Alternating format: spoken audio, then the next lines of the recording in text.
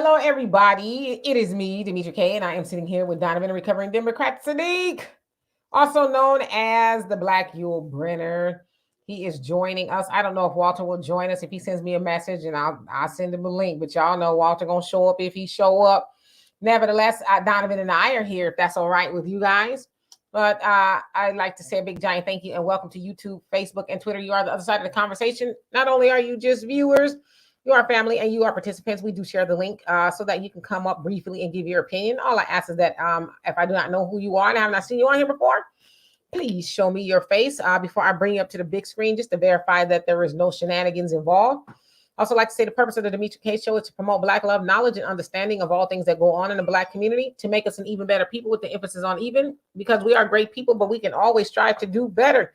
With that being said, we're also going to talk about residents of a federally subsidized apartment building in Atlanta living in hazard and neglected conditions, among a whole host of other things. And the question that we want to pose here today is, why should we care? Now, of course, that is going to be, kind of a loaded question. I don't want to come off as crass and like, we don't care, but I'm asking that question. Why should we care? And so, Thunder, how you doing? Tracy, what's going on? Moni, how are you doing this evening? Black man, C. Ruffin, where you been? How you doing? Happy holidays to you as well. And Wilbur and Sooty Band, how you doing? So, Donovan, what say you? I say welcome, everybody to Wealth Wednesdays with Walter and Demetra. Good to guys have you. Thank you, Demetra, for bringing me up a little bit. I also want to say to our co-hosts that constantly watch us and want to learn some financial tips and trades and all that other good stuff. Glad to have you here. Happy New Year. If this year was not your year, definitely, hopefully next year will be your year. So let's hope for the best if the Democrats stay in power. But anyway, great topic that we're going to have. But before we get into any of that, you guys, you see that banner scrolling at the very bottom right there.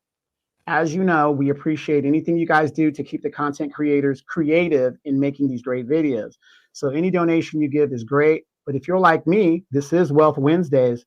I want to give my investment to 100% to the content creator. So to do that, I would have to donate to one of those streams right there. As we know, if you donate to YouTube, the white man gonna get his cut, which is 40%. So the content creator doesn't get 100% that you would like to donate. So we thank you that you can donate into those aspects.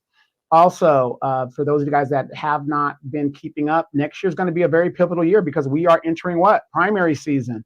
And primary season is when all of a sudden Black people wake up and they vote for the national election that means nothing to them. Local levels is what affects you. So in order to keep up with what's going on in our community and we can have this talk, we strongly recommend you download the Africa Diaspora News Channel app. You could download it on africandiasporanews.org on the web itself, or you go to Google Play or Google Store. You will still get these great shows from Demetri K, Philip Scott, and the whole African Diaspora News Work team, Vicki Dillard, and all that other stuff. And that will keep you informed of what's going on at the levels that we need to talk about. Also, when we want to talk about the things we want to talk about, we can do so without being edited and watched by the man. So, Demetra, this is going to be an interesting topic. Let's get into it. How you doing, average logical thinker? I saw you talk about the Powerball. That's why I yelled at my daughter, "I ain't gonna play the Powerball." You never know, okay? But anyway, who else came on here? Troy, how are you doing today? Dark Mankind, what's going on with you? Arneva, how you doing? Joe Juke Mashal, how you doing? And Easy E, how you doing? Thank you, Moni. Black America, how you doing, Black America? Oh, I can't stand him. I'm just playing. So anyway, I actually saw this particular story. It's kind of trending, I guess, now, a couple of days ago. And so I said, okay, we'll talk about it today. Hey, incredible brother, how you doing? We'll talk about it today on Wealth Wednesday. And I want to pose a question. Hey, Brother Don, why should we care? And I'm going to show a video to you guys, and it actually comes from a TikTok page and I guess a news source called Capital B. And I guess they are located outside of Atlanta, but I'm going to show y'all the video and then we can get into a discussion. Out the tub. So, for all of us today, this is how we live. This is how we living. Yes. This is how we living. That's how she. This is how we live. My daughter's scared to use the bathroom in here. They don't even want to get in the shower. This is Trinae Ward, one of many federal housing aid recipients who live at Fairburn and Gordon 1 and 2 apartments, a privately owned complex in West Atlanta's Adamsville neighborhood that is notorious for crime and urban blight. Capital B Atlanta visited Fairburn and Gordon several times throughout the fall at the request of tenants who say property managers have spent years ignoring their hazardous living conditions. The next that's in here now, this what was in my apartment when I stayed here. Like literally I had to beg them like, can y'all please move me? Our investigation revealed some of the severe maintenance problems that have gone unaddressed for years, all while taxpayers are footing the bill for tenants to live in unhealthy and sometimes horrific conditions, including mold-infested walls caused by leaky plumbing. My daughter is out of school right now because they said that the mildew is in my apartment, it's messing her up. That's why she's coughing so bad. You hear? That's my baby, she done got on a whole breathing machine because of this unit. It's mildew.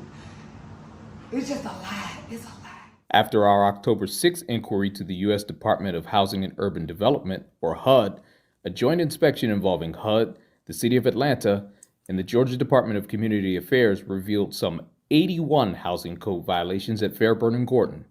That includes 13 violations that were classified as highly hazardous, health and safety concern. HUD officials conducted a follow-up inspection at Fairburn and Gordon on November 29th.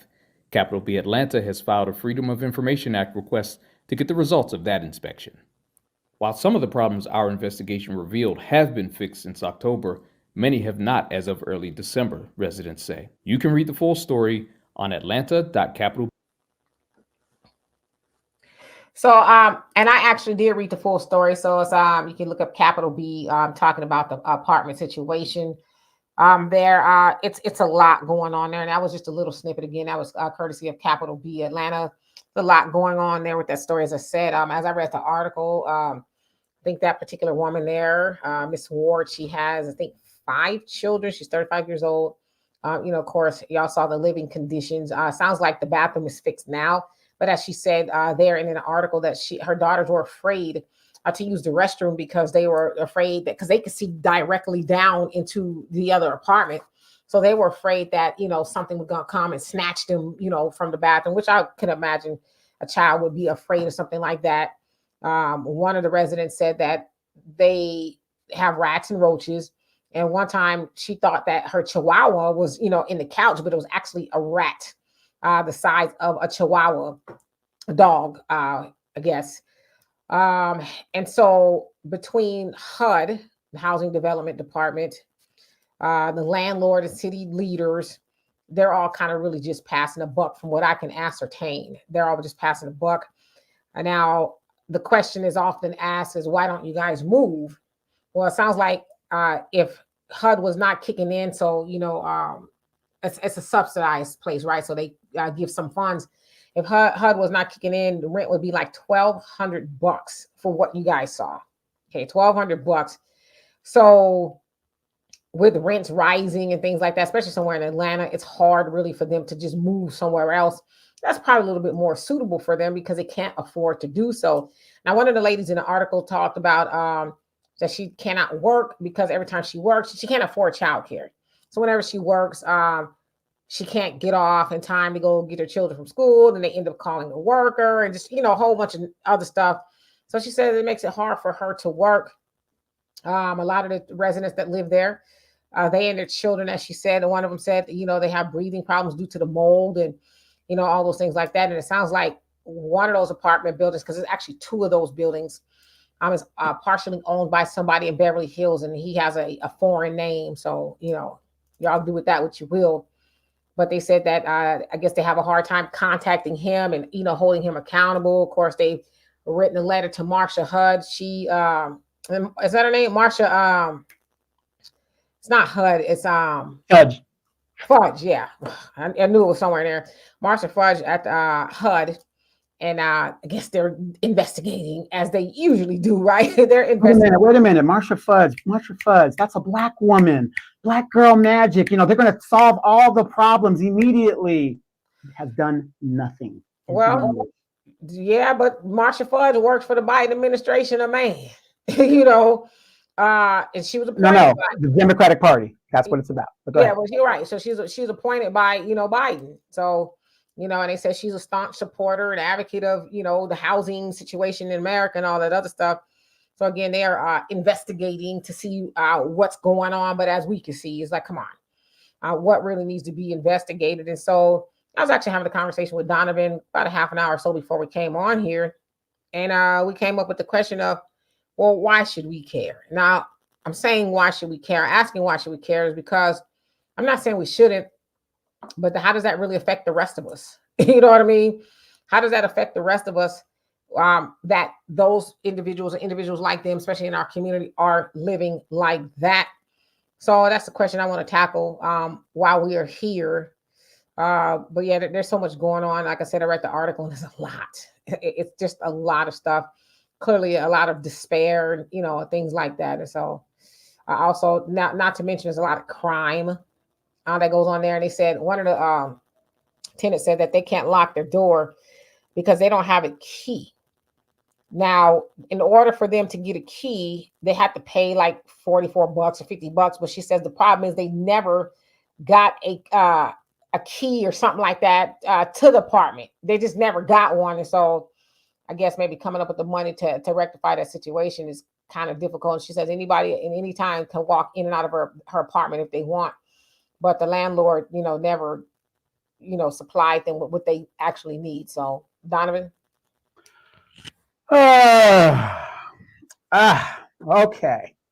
Black girl magic. Women need to rule the world. Women are going to solve the problems. And I'm not making this a gender thing. What I'm making this is when it comes to Black people, nothing is solved. Doesn't matter if it's a man or if it's a woman. Nothing is solved. And here's my question that I have for people in that situation. Going to the news does what? As long as you're going to go to the news and the news is going to highlight it. Remember, we're in a TikTok era video. So what? So what? You're living in conditions like this. I just got back from the DR. I thought I was seeing what I left in the DR. But here we are talking about other countries and how poor they are. They don't do this. They ain't living like us and whatever. You guys are just now realizing you live in a third world country. You're just now realizing that. They've been telling you this for 40 years to pull your asses up off the government and pull your own bootstraps. Now, I agree. A person can't pull themselves up by their own bootstraps if they don't have no boots. So we should be going to the representatives demanding reparations, which is why it's so damn critical. But here we are living in these conditions. What sane person is going to live in conditions like that and accept it? Accept it. My question is, yeah, you can go to the news all day. That don't mean a damn thing. Oh, the gas prices are so high in California. You're going to pay it. Why aren't you going to your Democratic elected representative? Demetra, I will almost guarantee you $1 right now that the representative in that area is a Democrat. It's a Democrat because in Republican areas, you don't see that kind of stuff going on. You don't see it. I mean, Demetra, you lived in California in the Republican small carried areas, which are very few. It looks like a paradise when you go there. The problem is this. We got money for weed. We got money for hair. We got money for nails. We got money for Xbox. We got money for Jordans. We got money, taxpayer money. So you're not starving. You got the food and everything. We got money for all of this stuff, but we don't have money to hold our officials accountable.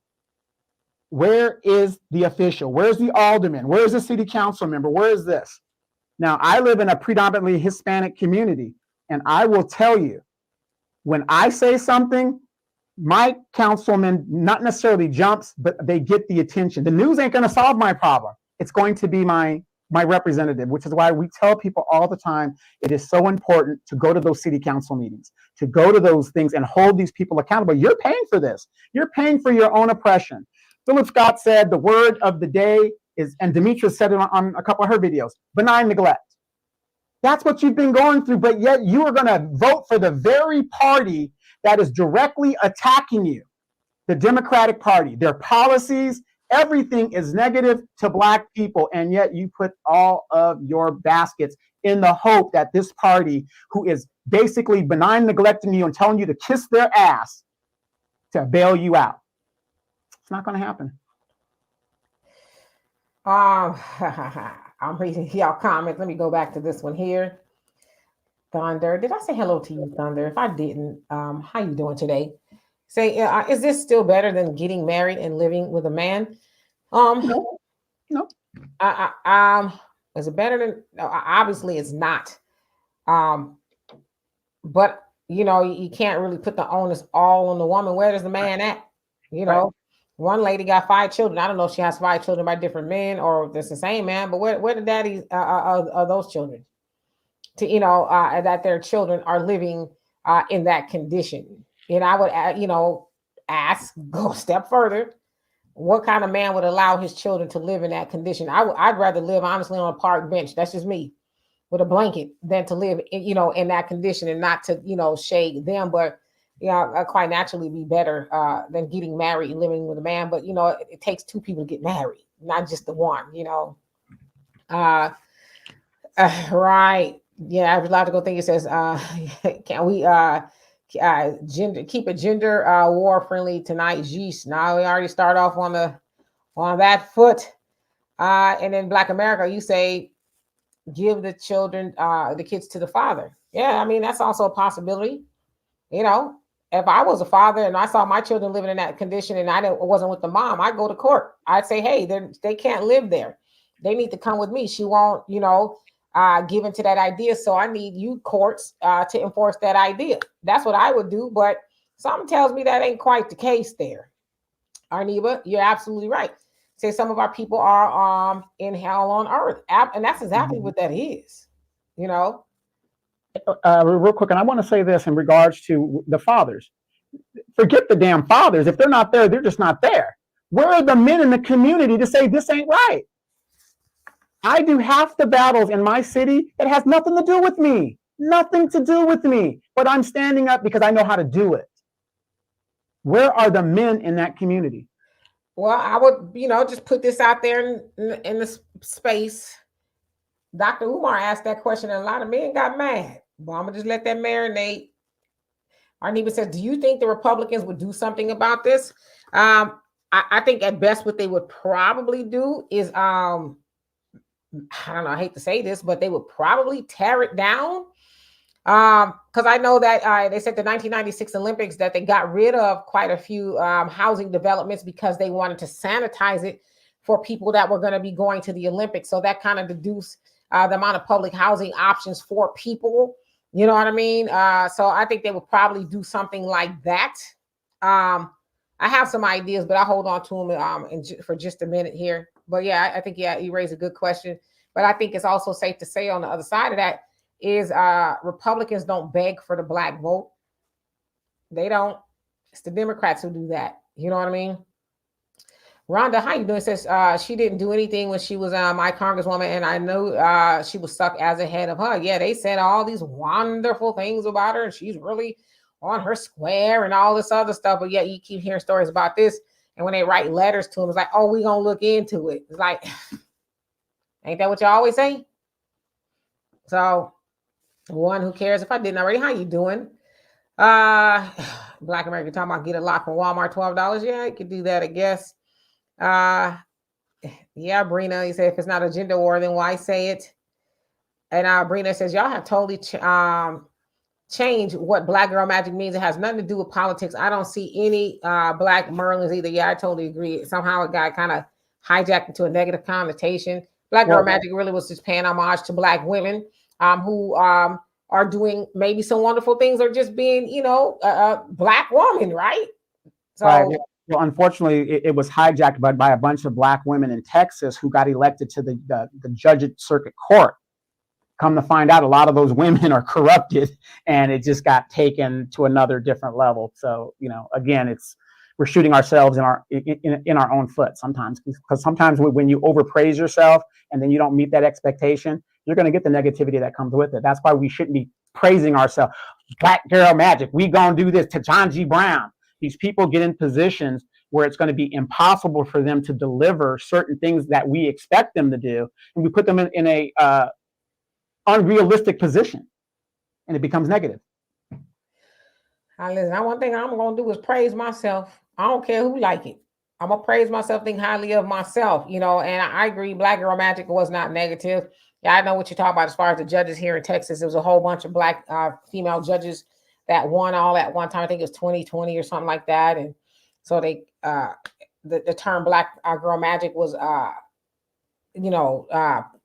am I trying to say? Define them, I guess. And then some people took and ran away with it, but that's not originally the meaning of it, something negative. And Mike Nice, how you doing? And Panther Strike, how you doing? Says Brother Donovan, what have they offered us since the 1936? We have placed a white man in Oval Office for nearly 100 years and have received what? That goes to tell you they all the same up in there. Exactly. And, Exactly. And Rouch, I hope I said that right. How you doing? He says, why don't we see black? You better watch out now. Why don't we see black churches doing anything? They in bed with the politicians. Well, your answer was in your question. Even if I have done something, all I need to do is ask for forgiveness. TD Jakes. If it was true, all I got to do is ask for forgiveness. Easy, you stepping on you getting dangerously close now. You're getting dangerously close. Where's Warnock? Right. Then when he was standing up there fighting for the Senate, twice. He was saying all this stuff, but black people put him back in there. And you're right. Where is Warnock? That's Atlanta is part of Georgia, ain't it? Why isn't he there to say, hey, landlord that lives in Beverly Hills, some doggone where, you need to get yourself back here and check on your property. These people paying rent like the government is paying part of the rent. You would think they would at least care about the money that they're paying, but they don't. They don't have any checks and balances. And they said actually a lot of times when the HUD offices, a lot of the HUD offices don't really represent the tenant. They work with the landlord. So it's kind of like messed up the way it is. And then asking Warnock to come in, he doesn't have any executive powers. His job is to bring federal dollars to the state. Yeah, he could highlight what's going on, but he technically doesn't have any power. Who has the power to do something in that situation? The city council member or the alderman, whoever is directly elected in that area. And I guarantee you it's a Democrat. I guarantee it.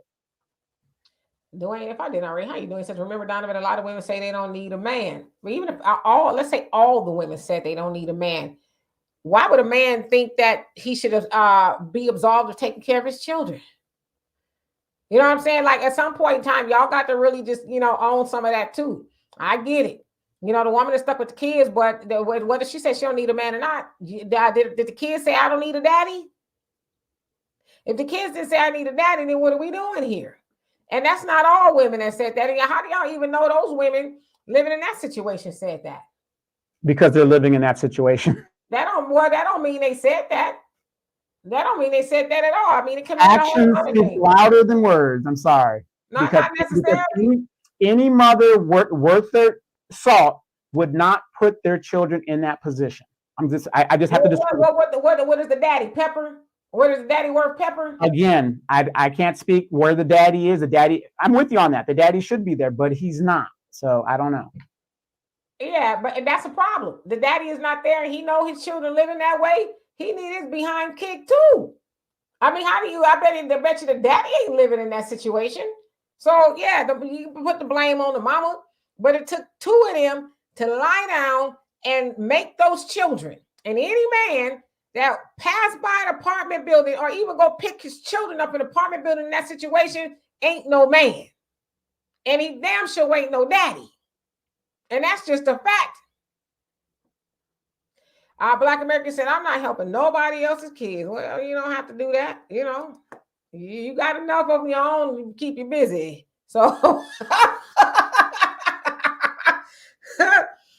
Moni, you say it goes something like this. So many that may be disabled and elderly show horrific conditions that people live in, which helps them down as opposed to lying and saying, oh, we can't show this. So, Moni, One thing I hate is a sneak diss. If you're going to call me a liar, sis, do it with your chest. Now, me and you talked about this, almost 3 years ago. And I talked about your situation.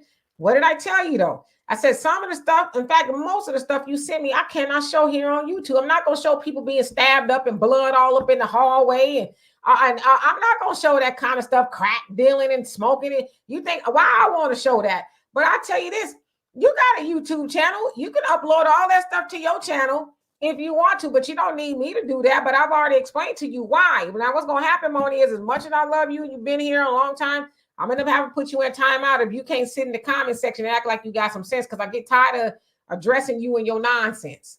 And that's the last time I'm going to do it. Next time, when I ain't responding to your questions or your comments, you're going to know why. It's just because I don't see them.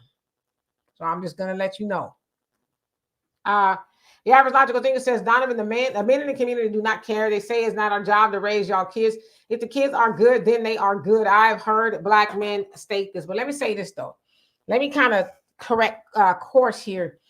Let's get back to the topic at hand, because, you know, I agree this is gender assigned to some degree, but I don't think that's the large problem.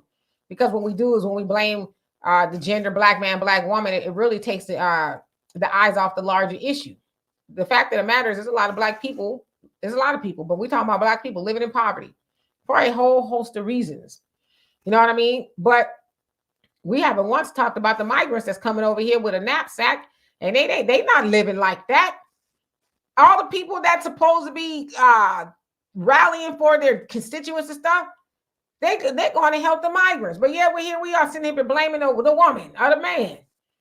None for the politicians who give hundreds of millions of dollars to migrants, but you got residents that you will completely put a vote for me sign in their neighborhood. Hey, just want to see if y'all coming to the polls. We need y'all to show up to vote for us. And then those poor people go show up to vote. And then they don't hear from those politicians until it's time to vote again. But somehow we get it in our mind that we need to blame each other. Yeah, there's some blame to be assigned. There definitely is. But God damn it, if I vote for you and you tell me you're going to do something and you're going to fix it, I shouldn't even have to tell you that. Like I said, I drive in and out of the 3rd and 5th ward all the time, and I see how dilapidated it is. But then I also see Sheila Jackson Lee's signs. I see a whole bunch of other people's signs up in there. And it's like, you came in here, had your people put signs in these people's neighborhood, and you didn't think, well, damn, why we here? Let's fix some of this stuff. So again, we can blame each other, but let's really talk some solutions. And I ask, why should we care? We should care because eventually that trickles down to us. We don't have to answer for that. Now, somebody might say, no, not me. All right. You know, if I'm a mama, for whatever reason, how I'm there, and I'm trying to raise children in that environment where it's dilapidated, there's crime and stuff, I'm not spending the time I need raising my children. Let's say the daddy goddamn show ain't around. So the child gets wayward. I'm, walking to the ATM or something. I get hit over my damn head.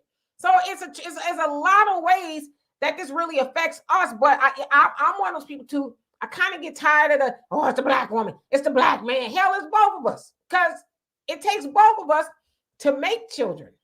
So if I was a man, and I'm not, if I made children, and whether I got along with the mama or not, I'm not going to abandon my children. I'm just not going to do that. So we need to stop making excuses.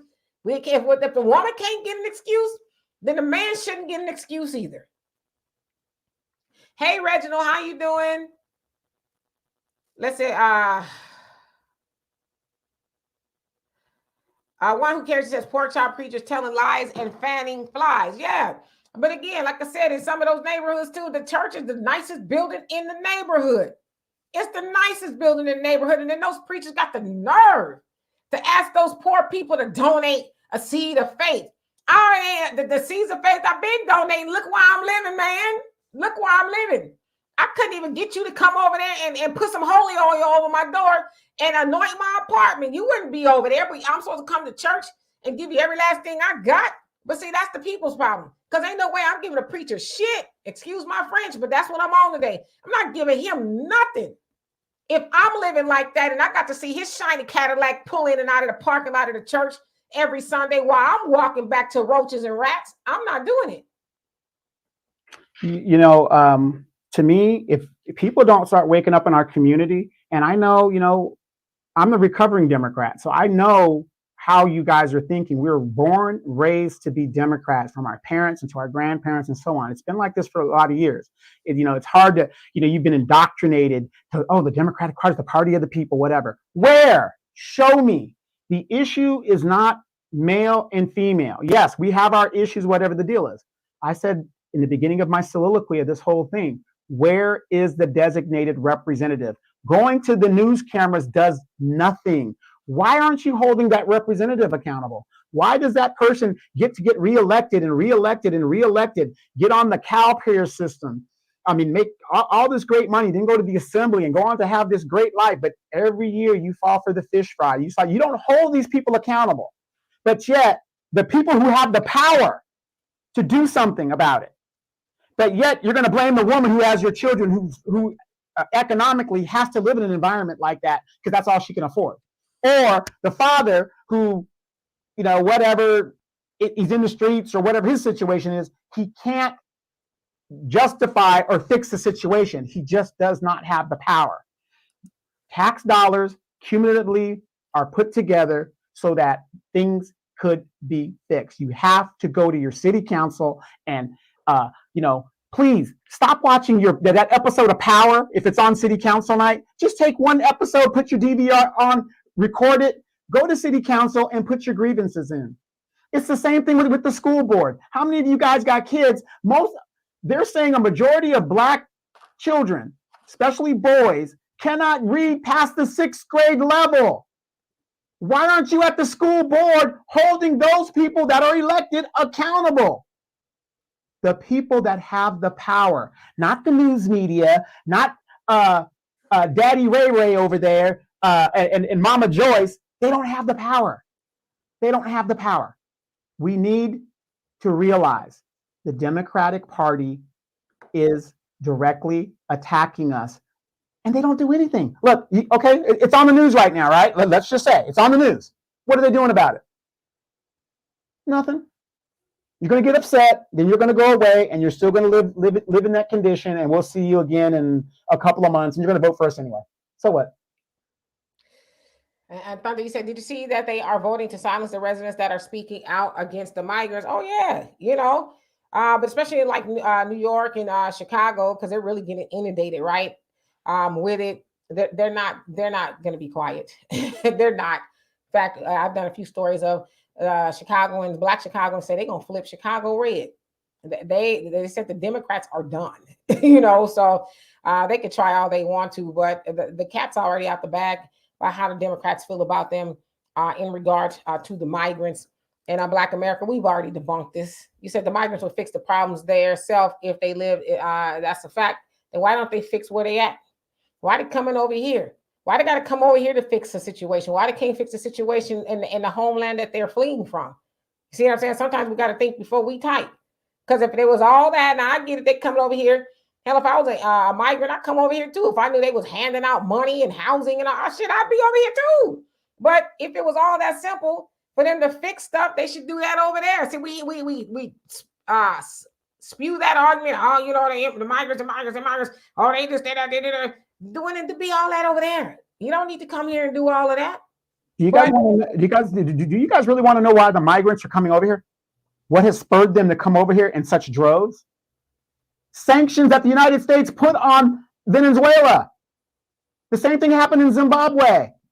Sanctions that we're doing. It's something that we're doing that's making them come over here.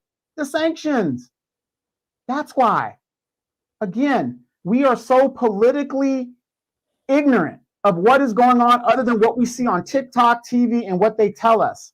Do your own homework. Demetrius, we say this all the time. Don't listen to what we say. Research what we say. Research it. Yeah, and Panther, you say quid pro quo 2024 will be the end of the Dixiecrat party, and watch them come out and blame FBAs for their downfall. I would gladly take part of the blame. They already doing that. They're already doing that. Hell, a lot of those Democrats talking about the black man, he's being lured away. He being lured away. They acting like y'all some imbeciles or something. Y'all can't think for yourself. Oh, they being influenced to vote for Trump, and all this other stuff. But, we know that's not true. But see, that's the thing, though. The Democrats have always believed that black people would continue to vote for them no matter what. And when black people are starting to become free thinkers, see, they also taught us that that was a bad word, because you would typically hear the conservatives use that, free thinker, right? Free thinker. They never want black people to be a free thinker. They've always said that about black people, but now that black people are waking up and becoming free thinkers, it's like, no, y'all being lured. It's bots. It's the Republicans. They telling y'all to think. It's like, come on, knock it off. Black people are just sick of your stuff. Period. And the way he says, if you can't be told nothing, whether you a man or a woman, then you can't get an understanding or learning nothing, nor can you progress clearly. The Babylonian government of America is responsible, right? But the other thing is this too. I know other communities, yeah, they rely on the government for things, but they also can rely on themselves. So if we would be a little bit more upwardly mobile as black people and practice group economics, unifying all that other stuff, then our people would be more apt to listen, because we actually have some resources to help them, right? Instead of us being more consumeristic and we start producing stuff, then our people say, okay, yeah, the government ain't came through, but you know what? My people got an office, of housing, and they gonna help and blah, blah, blah. So, we got to be in a position to where people listen. I'm not saying it's always money, but for people to listen, a lot of times it got to be tangible. It got to be something tangible attached to it, especially if all they know is struggle, right? So we got to be in a position for our people to listen to us, if that makes any sense. Brother Dine says, keep it in your mother pants if you or get ready to break bread. Absolutely. It's really that simple.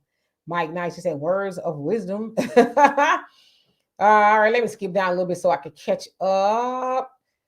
Pop, how you doing? Good evening to you as well. And Brina says, we've got to stop giving things up so easily. Yes, indeed.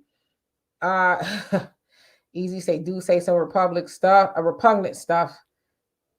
And how you doing? It says, read a book about this migrant situation. Yeah, it's a lot going on. Oh, y'all know who y'all talking to. Black America says, do they have the best homes in our community? The Mexican people houses be hooked up. Yeah, they know how to do those things. But again, why ain't they hook their houses up over there? Why they got to come over here and do it? You know what I mean? Black people are industrious as well. We need to be more so than we have been. But Mickey said they have been on MSNBC and CNN blaming FBA men. Yep, they surely have been. Dwayne says, yep, America is causing all this BS. There's no way anyone can bring anything in America without them giving the nod. Absolutely. Democrats said, the borders are open. Come on over. Yeah, under the Trump administration, they had to wait at least in Mexico before they could come out. I mean, make sure all their paperwork is done and all that is vetted. Now, anybody with any common sense says, yeah, that makes sense. You got to have a legitimate reason to come over here, be vetted, then we'll let you in legally. But then Joe Biden and the Democrats come in and they say, you know what? Think about this, you guys. This is why voting rights is a total farce. They want people not to have an ID, so these people that are coming here illegally can vote. And then guess what? And in 5 years, we're already a permanent underclass, but in 5 years, you won't even matter. You won't even matter. That's why everybody has an ID. Every black person, it hasn't really been a problem of black people voting, but the Democrats do that to scare you. Oh, they're stopping people from voting. Show me a person who wanted to vote that couldn't vote. Right. Average logical thinker says that a Hispanic lawmaker and councilmen are pissed about the new laws in Texas. Their cousins can't just come and they will be prosecuted if they engage. Yes, of course, y'all know Texas. Greg Abbott says, if y'all come up over here, y'all getting arrested, okay? Because, Texas is putting a heavy bill of, moving them out to places like Chicago, New York. They were busing them to Chicago, but then Chicago started to impound the buses. And so I guess the bus companies are like, yo, we're not trying to be impounded for doing this. So Greg Abbott's like, great, we'll send them on the train. So, he's sending them, but he's like, enough is enough. Because you got to remember, Texas is on the southern border. And they come in through that way. I mean, they've tried everything with the orange buoys with the razors on it, which is kind of barbaric, but damn, and like they said, this is not our policies. It's the Democrats that are for the open border policy. So y'all need to foot the bill. But you would think they would close the borders up, but it sounds like maybe they're entertaining some sort of a wall or something now. But it's like, but when Trump was trying to do it, it demonized Trump. Yeah, it wasn't a little racist, yeah, but now you understand. The first law of nature is self preservation. So as Americans, are we not preserving ourselves first? Of course not, because now we are helping everybody else, and that's not the first law of nature. So, absolutely. El Sanchez, how you doing? He says, when action is called out, the media, this is when action happens immediately because this becomes a public embarrassment. But like most fake individuals, they'll make up excuses not to show what happened. You won't get blocked, Moni? Moni, I know that's you. You want to be blocked? You itching for a block, huh? I got you. But let me ask you this, and we know what the root problems are and everything, you guys. I mean, we can go over and I mean, we know what's going on. This channel knows what's going on. Our co-hosts know what's going on. Demetra, what are some of the solutions in your mind that you would say could help this situation with these ladies right here? Well, it's so many of them, but at the root of it, I would say you have to be wise with the decisions you make. This is no shame to anybody. I never try to shame anybody, but I think we'd be remiss not to have the conversation. First of all, if you can't take care of yourself, why are you bringing 5 babies in the world? I wouldn't want to have myself living in that condition, let alone, bring a baby or 5 babies into that situation. Now we'll concede this. It is very important for us to be mindful of who we lie down with and we have children with. You laying down with somebody who is only there for a good time, not a long time, then, you might want to rethink those things. However, now that the children are here, regardless of what her situation is or his situation, if I'm paying rent somewhere, by law, there's rental rights, renters' rights, where there's certain things that you are guaranteed. Like a lot of people don't know, it's illegal for your landlord to have roaches in your apartment. That's not normal. A lot of people think that's normal. It's not normal to have rats running in and out of your apartment. It's not normal to have mold, leaking water, and holes in the ceiling. And that's not normal. You're paying rent, whether you are getting your house is subsidized by the government and you paying $2, somebody is paying for that. And hell, the taxpayers, like they said, are paying for that. And so the landlord is getting that money. And they are getting that money to guarantee that those people who are renting are living in an environment that is conducive for life. Now, if that's not the case, then the landlord needs to be held accountable, perhaps kicked out of the HUD program and or fined. That is against the law. But the problem is, and this is kind of how I bounce it back on us, a lot of times we don't know the laws. A wise man once told me, you can't break the rules if you don't know them. So a lot of people just don't know the rules. Because if I have roaches running in my apartment, I would say, hey, y'all need to do a major roach blast or something. Because we know that's why I don't like living in apartments too. Because you live in an apartment, you might not have roaches, but then the person live next door and you got roaches and they run in your, it's a lot. But nevertheless, there's not supposed to be that condition there. So also you go down to the politician. City council has a say-so over that. They can hold landlords accountable. They choose not to. They choose not to, but the other part of that is apathy on behalf of the voter. A lot of those people, they won't show up to the city council. I tell y'all the story all the time about Donovan. When he was canvassing, he met a lady who had a full-blown hole in her ceiling, and when it rained, it was just buckets of water coming down. So me and Donovan went over there together, and he was like, "Oh, okay." We took pictures and all that stuff. See, he said, I'm going to go to City Hall and get it taken care of. Donovan got it taken care of. And the lady was like, oh, my God. He says, now, I'm personally hosting a debate, a candidate debate right around the corner from you. Will you show up? I need your vote. Yeah. They was like, yeah. We going to show up. Donovan and I are on our way to the debate to get it all set up and ready. And we saw the lady and some dude walking through the neighborhood, roll the window down. Hey, y'all coming? It's gonna start in about an hour. So yeah, we're just gonna go right to the house and we're gonna come back. We didn't see nothing there, Negro show up. They didn't show up.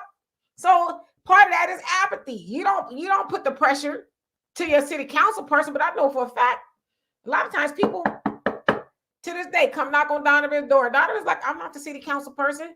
I ran twice. Y'all didn't want me, but you come knock on my door because you know I have a bleeding heart, and I got the big size. What size shoe you wear? 10, 11? Size 10, 11 shoe to put to the city council ass. Y'all know but y'all didn't want me on the diet. So it's a lot of things going on there. I'm known as the Duke of Edgemont.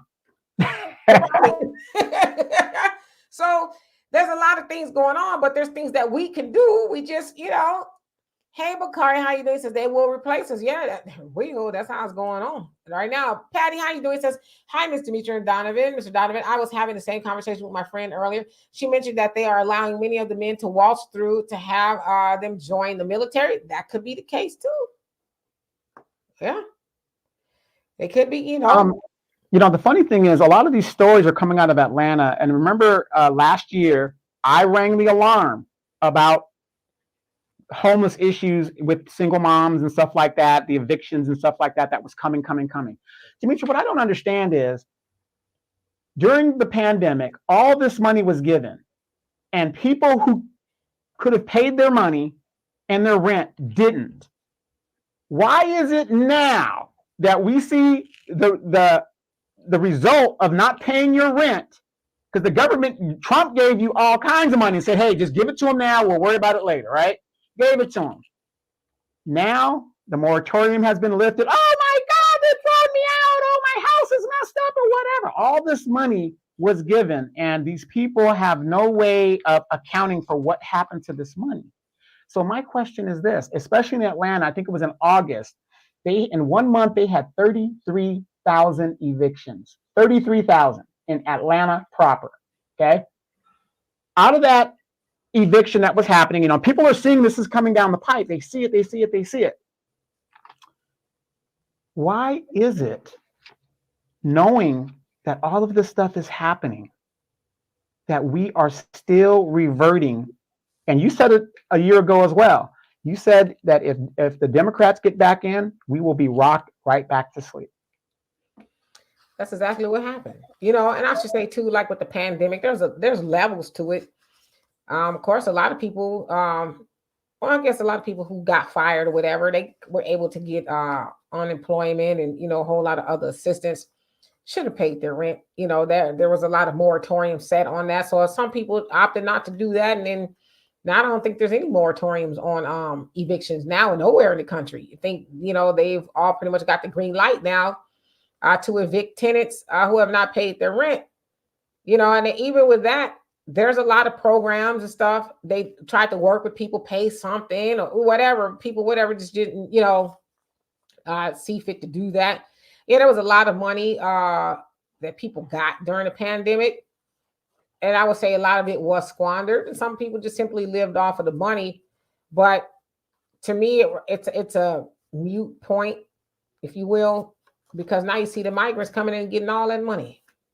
They're coming and getting all that money, but yet, we constantly seeing Americans, and I'm not saying it's right that they stiff the system, but you constantly see them going to prison for PPP fraud, and then they putting it to the backside of people who have student loans. They said over 9 million people defaulted on the student loans when it came time to pay them again. 9 million people just like, I'm not paying it. I don't have it. I'm not doing it, whatever. So again, they want to stick it to the American people, but yet you giving everybody else all this money and stuff. So it's just kind of, I don't know. But yeah, the pandemic was very tough. Yeah, but my point of that is we elect the leaders. We are the leaders. These are the public servants. If we want to change the eviction laws within your city, you can do that by doing a referendum. You got to know how this stuff works. Demetri, we were talking before the show. And this is what I want to tell people, especially our co-hosts. There are a lot of us, your average logical thinker, who are balling. We're doing great. There's no problem. And so I was telling Demetri, you guys, why should I care? I'm doing great. And this is why I care. The 70%, and I know you guys don't care for the numbers that I give out there, but I believe 70% of the Black community is below the poverty line, at the poverty line, or just above it. Okay? That's the way I see it. Those are my numbers. 70% of the Black people aren't doing well. Okay, 30% of us we're doing fine. Why do I care about the 70%? Just like I told Demetra, once they get rid of the 70%, how long do you think it's going to take for them to round up the 30? How long do you think it's going to take? It won't take long at all. All my money, all our money in the 30% group, it won't take them long at all to round us up and get rid of it. That is why it's important, men and women, forget the BS. We got to stick together. We got to stick together with this because they have made us a permanent underclass. What do you think the next step is? What do you think the next step is? 13% of the population, according to the census, for over 60 years, that is a blatant admission of a genocide against Black people by the United States. Look at the numbers. If they're saying that we're 13% over a 60-year period, we don't grow, we're not having babies.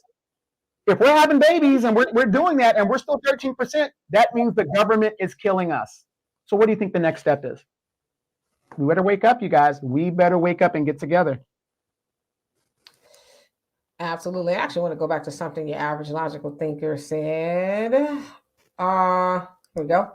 Says the problem with the media attention is that once it's covered, there's little to no follow through. Then everyone forgets and goes about their day. Action is needed for change. Yeah, you got to have a follow through because you're absolutely right. Once the glitz and the glam go away and all that, then people are like, all right, next. But then the landlords, the slum lords, and they go right back to it. But see, the other thing is too, because I see a lot of those things going on, you know, people, and they should hold landlords accountable and stuff. But I also think what's missing is actually empowering the residents and tell them you have rights.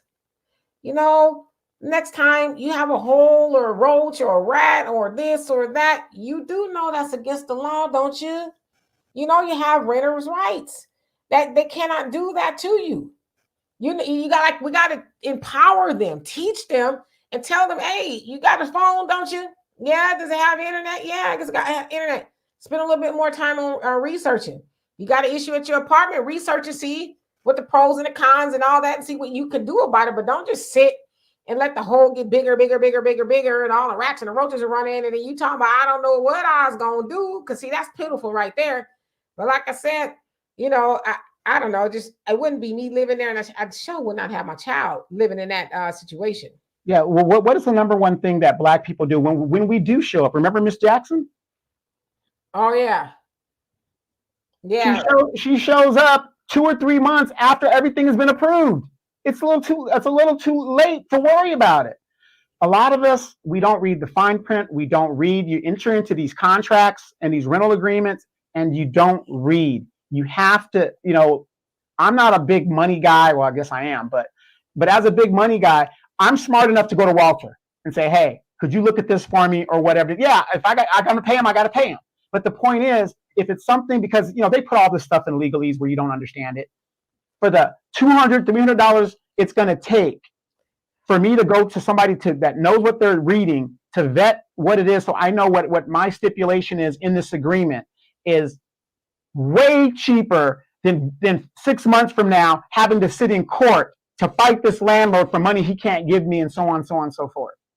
We've got to get back to that. I mean, I'm not trying to dog anybody else out. We got money for beer. We got money for weed. We got money for rims. We got money for cars. We got money for hair. We got money for clothes. We got all this money for all this name brand stuff, but we don't have money for the basic things we need, because we know that this devil speaks in a tongue and a language that we do not understand. Yeah, I mean, I think you said a word there. You know, as I said, some of that is on us, you know. And I don't know what those ladies or anybody in those apartment buildings are doing with their money, but we do know there's a lot of things that are being, money is being spent on. It's like, well, did you really need that? You know, as Neely Fuller Jr. said we always partying and celebrating and, you know, doing all kind of stuff. And for what? What we celebrating for? He said we ain't moved the needle about hardly nothing to always be celebrating and, you know, living in our lower desires. Like you said, I mean, I guess I don't smoke weed. It's not my thing, never has been, but I know it's an expensive habit. And a lot of those situations, you know, people sure be booted out their brains. Yeah, so it's like, you know, we finding money to do that kind of stuff. And again, I don't begrudge people of their vices, but then On the other hand, don't expect everybody else, to pay. As my dad say, you buying what you want, but then you begging for what you need. So at some point in time, we got to stop being ridiculous. And then Demetra, Christmas Eve. This is what I do. I pulled out my can of pork and beans, had my fireplace on, and I'm eating. And I'm thinking about the people that are out there. I went to walk my dog this morning, Demetra. You remember the homeless lady that lives in the park, and I got to deal with her. She has passed on. The woman was 40. She was 50 years old. What she has happened passed to her? on. I don't know the details, but they put the memorial up, kind of where she would stay. She has passed on. She has passed on. This is a woman who, maybe she's schizophrenic, probably did drugs. I don't know her particular thing, but whatever the situation is, young Black woman, gone, living homeless and things. And, and I would go out and give her a tent when it was raining and stuff, and give her stuff that, I thought she would need and stuff. And this is what I'm talking about, you guys. What do you think the next step is? What do you think the next step is? When these migrants come in, are they championing Black issues? Are they saying, yeah, the Blacks need reparations? No. They don't believe Black people should have reparations. Most Democrats don't even talk about reparations. But that's the party of the people. And I'm going to go back to the Atlanta thing. There was another article and a video. You guys can look it up on YouTube. She is a older lady, grand lady or something. She's head of the HOA there. And she also is keeping people in a bad situation and, doing shiesty stuff and, kind of crazy, like the Tiffany Hinyard thing up in Ohio or whatever that place is up there. In Chicago. I'm sorry, not Ohio, Chicago.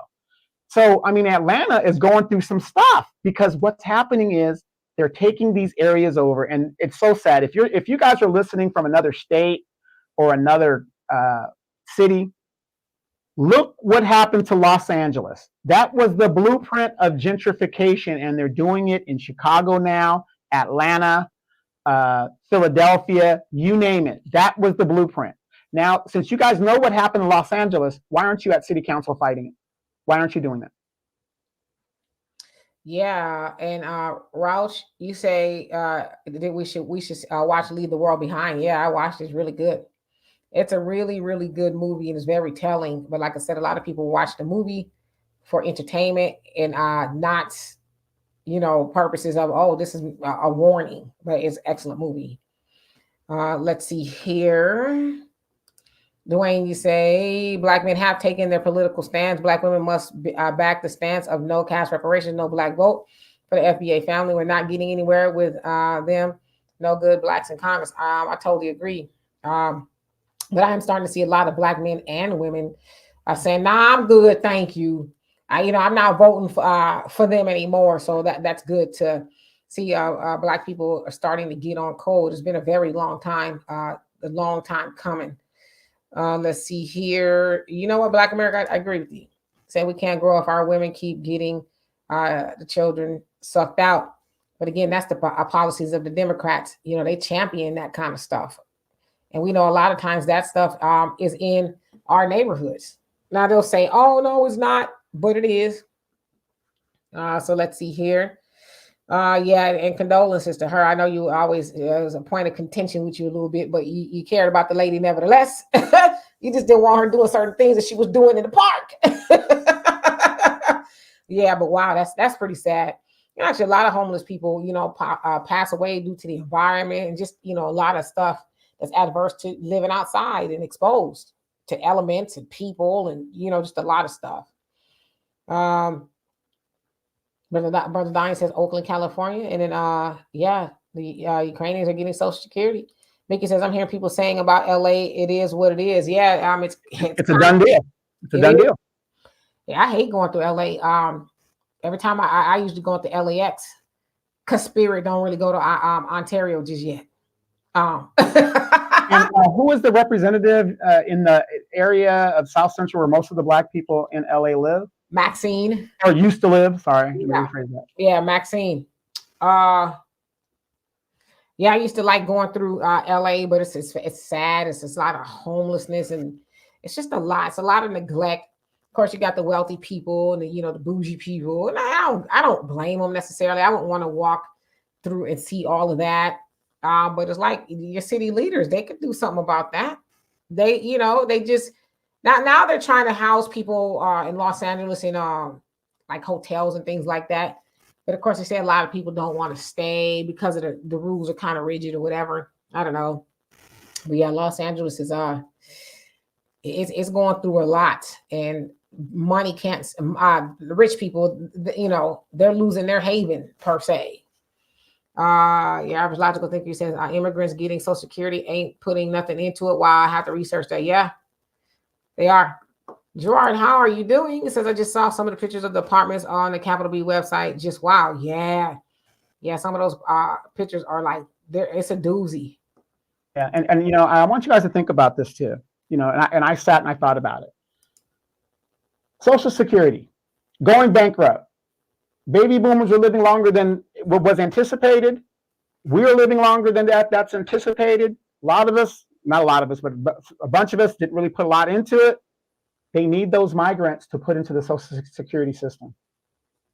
It's a double-edged sword. When those people come in here to work, those are the people that are going to be influxing the Social Security system so that you can get it, if you live long enough to get your thing. So it's a double-edged sword. Like I said, we got to understand the ramifications of what is going on.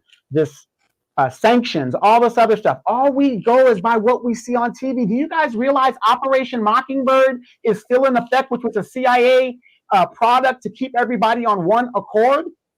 What you see in the news is not opposition news. Turn to any channel. They predominantly are saying the same thing, period. Watch Al Jazeera or British News Network. You have a better chance. Yeah, I typically try to watch them. Black America says Los Angeles is one of the cleanest cities I go to. What's wrong with Los Angeles? Well, wasn't too long ago, and it probably still is the case that they said that is it the bubonic plague? I think they said is running around there, because what had happened is when you're homeless and you eat and you will need to go to the restroom, right? I'm trying to be as clean as I can. But then they go to all these other places and no, you can't use the restroom here. You can't use the bathroom here. So eventually you just alleviate yourself on the sidewalk. And they said at some point in time, it was so bad to where they had plagues and, just other different diseases running around and, rats and just a bunch of stuff due to the excrement of humans in a lot of places in Los Angeles. So, if you call that being all right, then, I personally, that right there deters me from going anywhere in Los Angeles. And when I get off the plane, I roll right through. And that is a number one reason why you should take your shoes off when you enter anybody's home. Yeah. Let's see here. Mickey says Sinclair Group owns the local news network and gives them all scripts to parrot. And Brina says, what part of Los Angeles are you going to? So you're talking to Black America?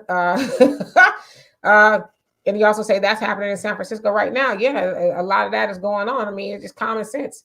Homeless people can't use the restroom anywhere else. They gonna go where they can. They can't hold it indefinitely, which is why I know a lot of cities, they're trying to have like mobile showers and that kind of stuff for them. But yeah, it's a huge problem. And then they get mad. Like, well, what do you expect? And Dwayne says, I see homeless people everywhere. Yeah, they are everywhere. I see them, here in Houston. The homeless people are everywhere.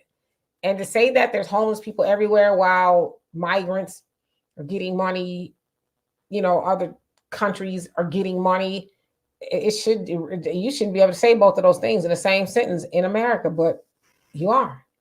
And I want you guys to think about this. Like I said, my issue with the homeless people in my neighborhood, where do homeless people predominantly go when they're homeless? They're not going to Beverly Hills. They're not going to Orange County in the affluent areas, whatever. They're going to the regular areas where the people that look like them, right? When you have homeless people in your neighborhood, what happens to your property value? What happens to your property value?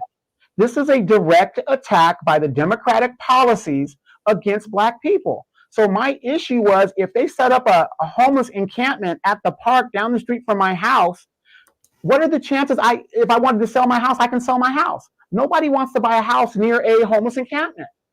This is what is going on. You got to put the pieces together.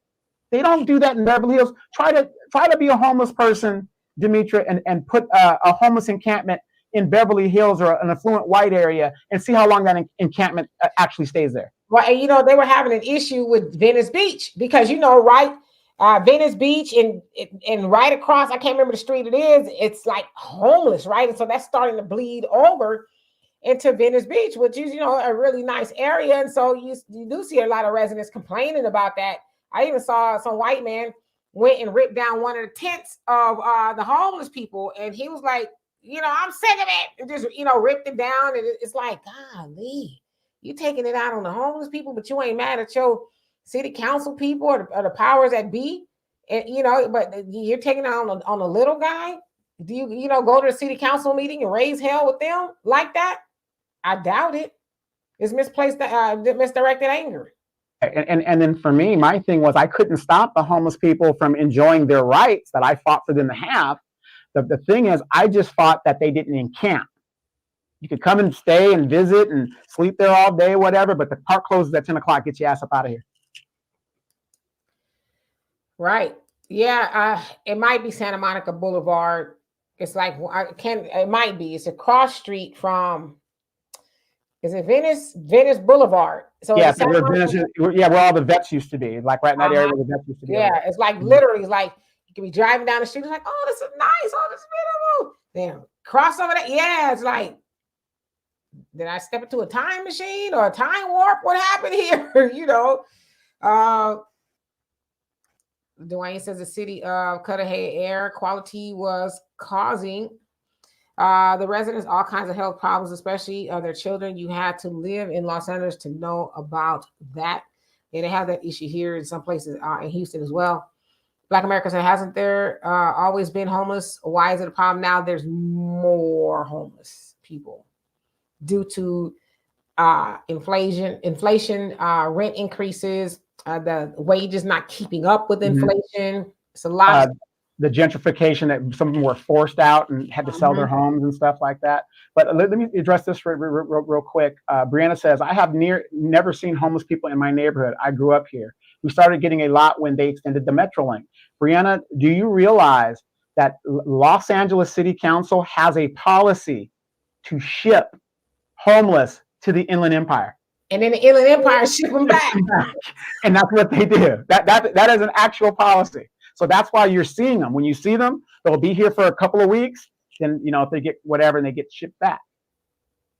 Common Man, how you doing? You say, I lived on Cahuenga Boulevard in Hollywood for almost 7 years before I bought a condo in San Bernardino, California. Yeah, Cahuenga Boulevard. I mean, that was depending on where you were, the place to be. That's where the money resides, and all the action happens. I can't imagine what it's like now. I haven't been over in that area in years. I know they have a lot of agents over there, right, and acting agents. Right, and San Bernardino is making a comeback because the Vietnamese have bought a lot, and the Chinese have bought a lot of property there, and they're raising the place down and building everything back up to get all those rents and that money. Yeah, and you're absolutely right. Average logical thinking homelessness has increased the most in 2023. It's going to get worse. Yeah, it's going to get worse. But people, playing and thinking they got all day to, no, you ain't got all day. Yesterday is gone, and as Jay Electronica says, and tomorrow is on the way. Let's see. And that's the song Better in Tune with the Infinite, one of my favorite songs. Okay, so Dwayne says that sounds like San Vicente. Okay, so maybe it is. I'm not, too familiar with streets. I just know kind of like areas. Donnie says TRT World, CGT in Africa, RT, etc. Okay. Yeah, average logical thinker says stay around a little longer, Black America, and learn something. Roz, how you doing? You say San Francisco is doing the same thing with the homeless, shipping them north. Now, notice that the people don't have a problem with them shipping these homeless people north, but Greg Abbott ships the migrants, and how inhumane is that? Right. Yeah. So, I mean, there's a lot going on, but I don't know. I just feel like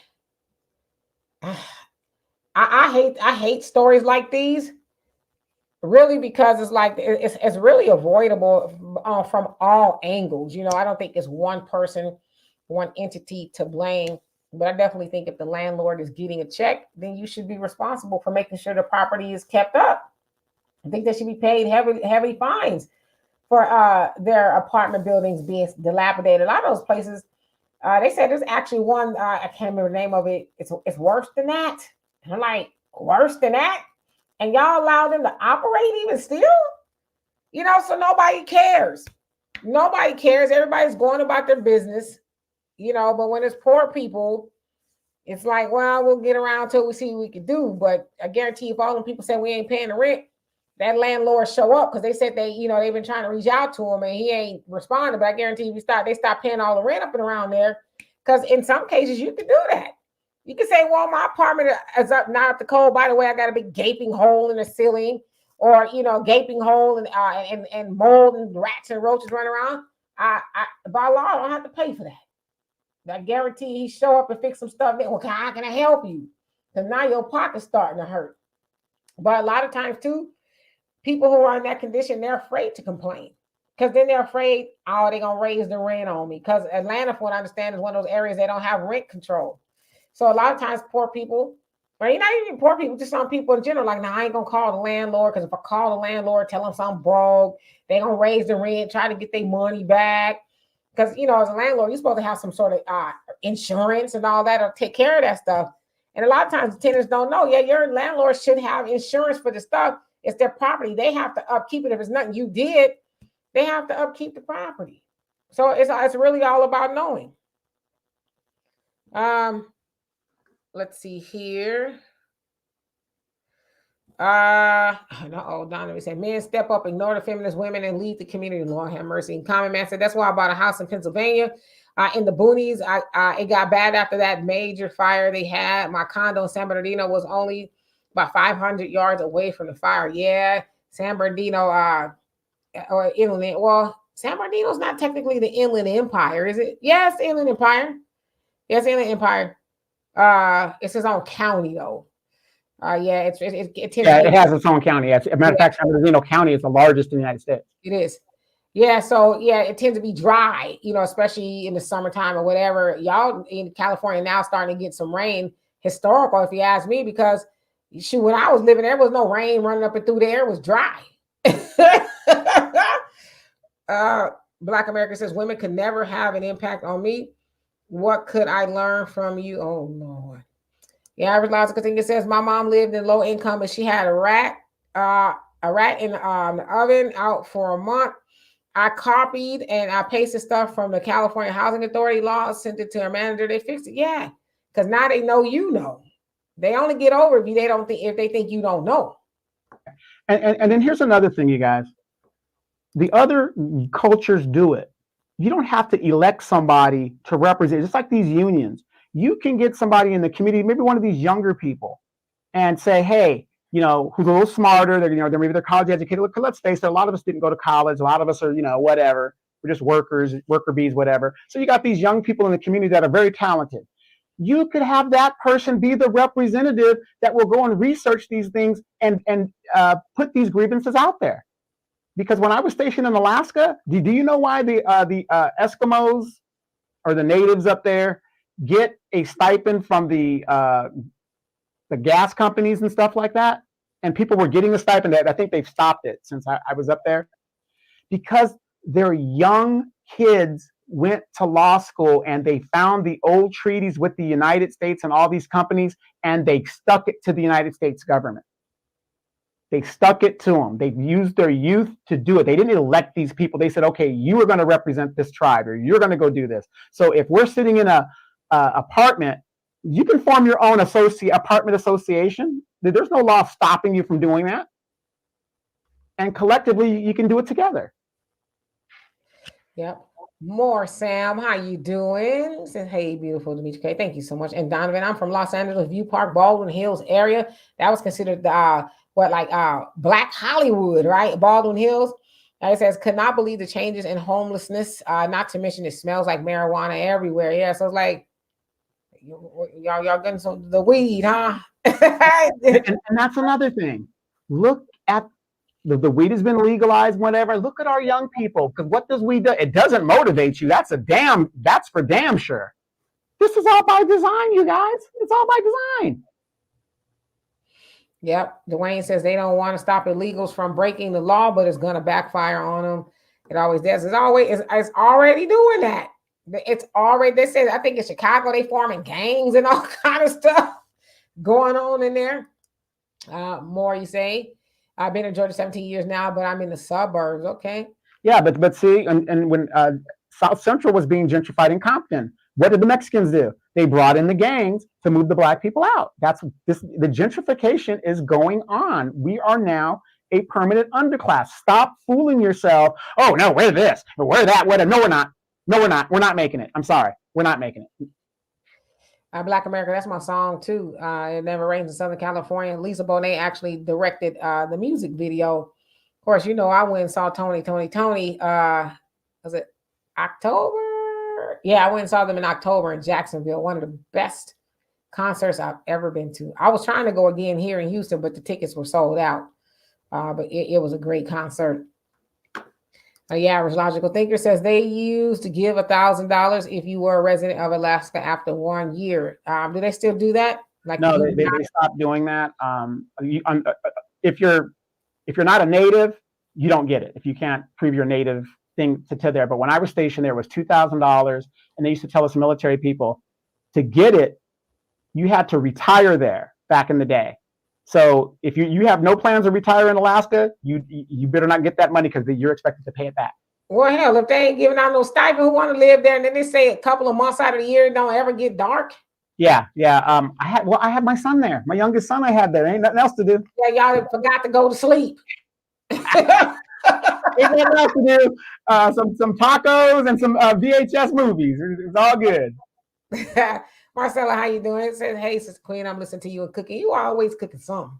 And I cooking fried chicken and baked chicken and stuffing. And no, I do not celebrate the holidays. That makes two of us. Christmas passed me right on by. I didn't even give it a second thought at all. I know a lot of people went and saw The Color Purple. I was talking to a friend of mine earlier, and he said that his family went to see The Color Purple, and he says they all wore pajamas and stuff. Now, my friend does not have any social media at all. And so he says they all wore pajamas going to the movies. He says, as we walking up to the movies, everybody wearing pajamas to the movies. He says, I was so mad. He says, because they were influenced, and now I'm being influenced. He says, I did not want to be up in there. I said, I wouldn't have worn my pajamas out the house. No, anywhere. I don't care who was doing it. But I was like, yeah, you was influencing. He says, I don't even have social media. Yeah.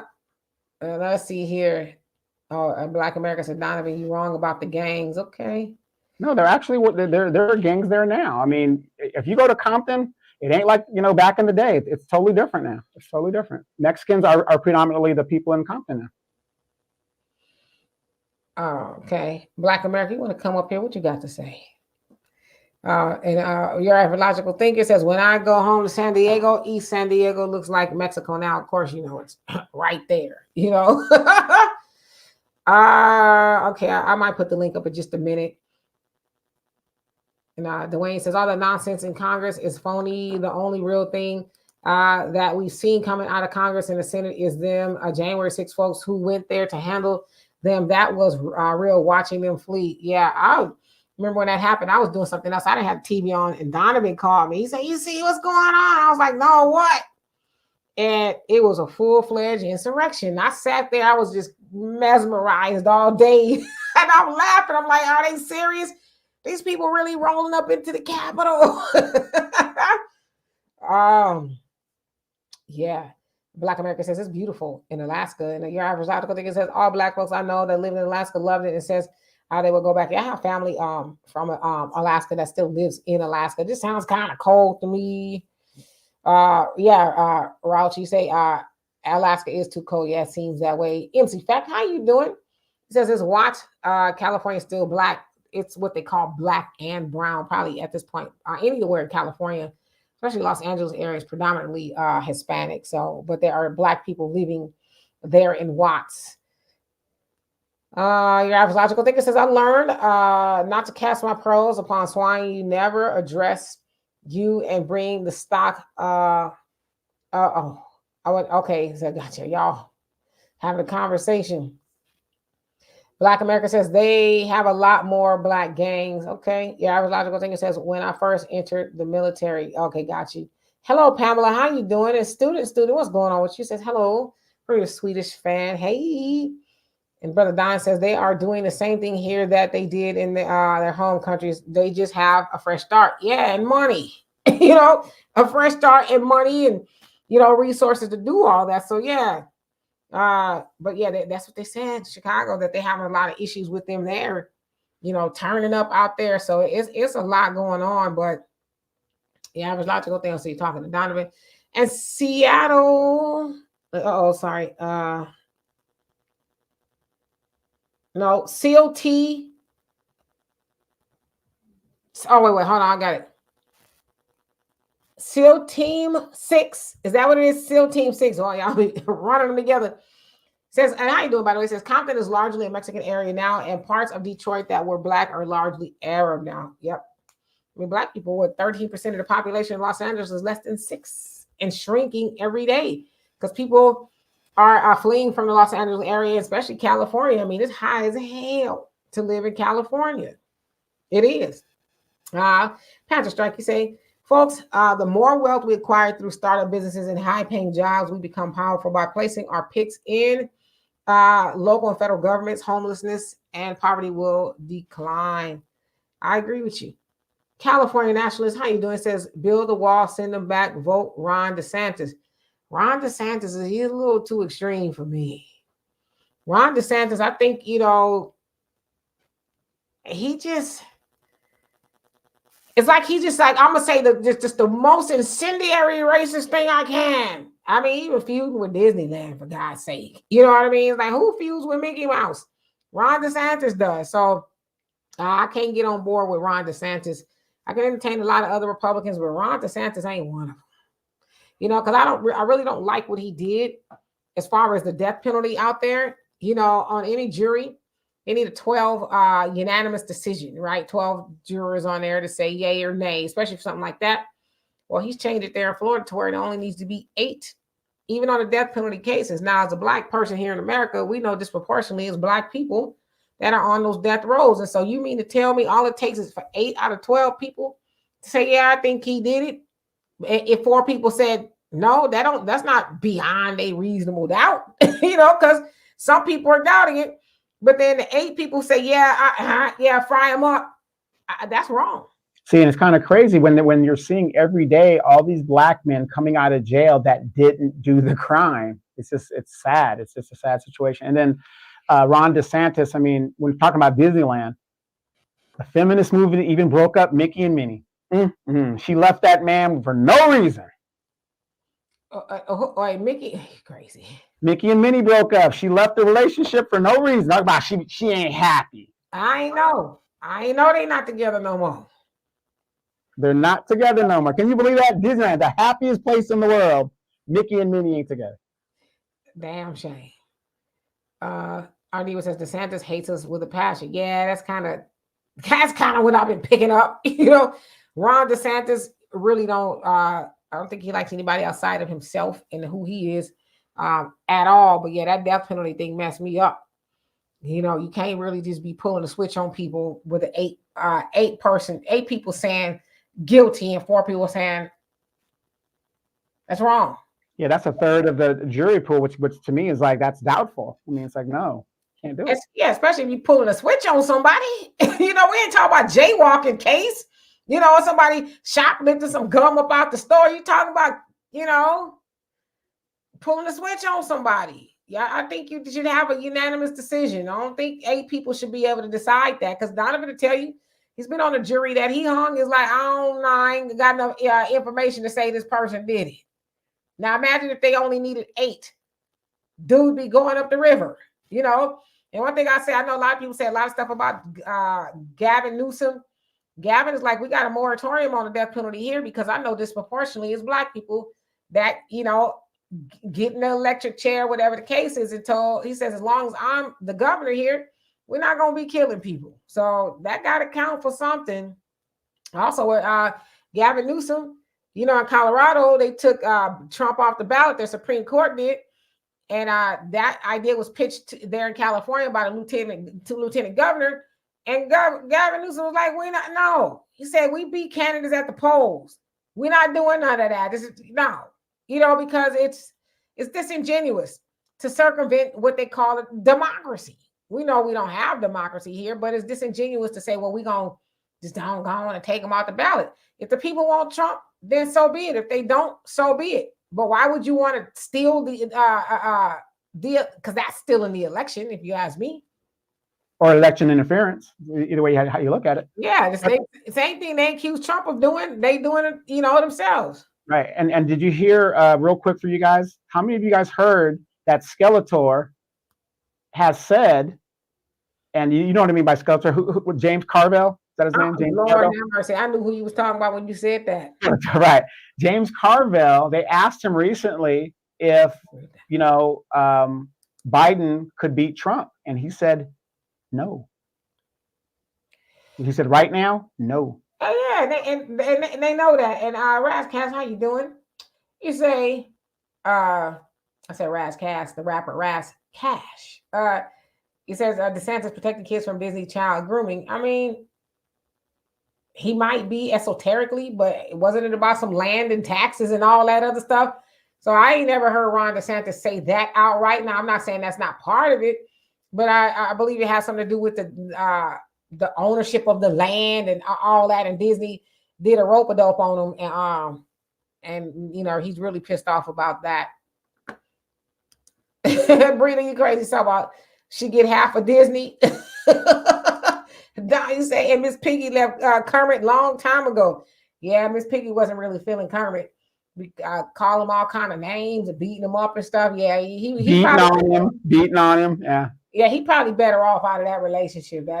Miss Piggy was gonna be on Snapped. Deadly Women. wait, and see, I'm mad at Miss Piggy because again, there's your first influencer. She had the weave in her head, the eyelashes, the lipstick. Am I correct or am I not correct? Miss Piggy was fine, okay? Miss Piggy was a fine thing. African American Zionists, how you doing? It says Gavin Newsom and the liberals are destroying California and Black Lives Matter supports open. Your comment cut off. I mean, I guess I've heard that argument about Gavin Newsom and the Democrats destroying California. But what was Arnold Schwarzenegger, the governor? What was Gray Davis? Was Gray Davis a Republican? No, he was a Democrat. But he still was okay. But nevertheless, he had the governor up in there. Who else? California really had too many. Remember Pete Wilson? Oh my God. That's the one I was thinking of. Not Gray Davis. Pete Wilson. That's the one they had the recall on and got the governor up in there. No, that was Gray Davis. They had the recall on. Yeah. One of them. But yeah, Pete, come on, man. Yeah, so shit, the governor, he damn near turned it into what's the place in the Terminator movie? He damn near turned America into that. The Cyberdyne system. Yeah, So I don't know. It just depends. I think whoever's in charge of California, they need to do something about the pricing of everything. It's ridiculous, Now, are the Democrats having an adverse effect on California? I think so. But just kind of studying Gavin Newsom, I think he's one of the most progressive governors or politicians around. Whether we like some of his policies or not, I think he's the most progressive. It's really speaking from as a Black American point of view. Now, I know they lied and said they was going to give reparations. We ain't heard nothing else about that, But I like that they're not going to be pulling the switch on Black people, anybody who's on death row who didn't do it. And we know, it's like Donovan said, time and time again, it's been proven there's a lot of people who have been innocent. So I'm with him on that one. And then speaking of reparations, isn't it amazing? New York election time. We're going to study reparations. Are y'all going to fall for that again? Are y'all going to fall for the study reparations and then they'll drag it out till election time and all this other stuff and then do nothing? And then I want you guys to think about this because I'm not here to tell you how to vote. But I want you to remember this. If Joe Biden gets another term, anything that he may have promised, which he hasn't done for us in the first time, won't matter because he isn't running for re-election after he gets back in this next term.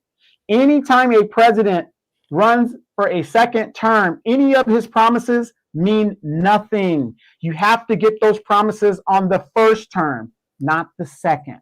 So I'm just telling people, as a recovering Democrat, you would be a damn fool to put Joe Biden in for a second term when he didn't do any of the promises he promised the black people who put him into office the first time. You would be a damn fool to reelect this man. Absolutely. And Raz, you say, I live in Florida. Disney first threatening DeSantis said going to do everything they could to change the bill DeSantis signed to protect kids and let kids be kids, but Disney wants to sexualize them. Is that the one of the bills, don't say gay bill or something like that? Is that one of the bills that you're speaking of? Yeah, I mean, I think he has made some good legislation in regards to stuff like that, but some of that other stuff is just kind of wonky. You know, of course, talking about in some of the textbooks, they wanted to say that black slaves were able to parlay their experience on the plantation into lucrative jobs once they got off. It's like, that is the most asinine thing I've ever heard. And it's like you said that with your whole chest too, huh? You know, they was able to go get him a good job. They was moving on up in corporate America. Huh? So, yeah, that kind of stuff right there kind of just makes a lot of stuff that Ron DeSantis is doing null and void. And didn't he suspend his candidacy for president? Because, you know. Ron DeSantis? I think he did. Oh, I haven't heard that yet. I think he did suspend. I don't think he's running anymore. If I'm not mistaken, have you seen him at any of the debates?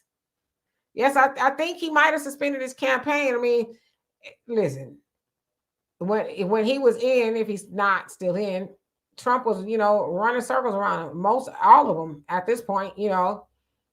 Then they start turning on each other and it gets kind of nasty.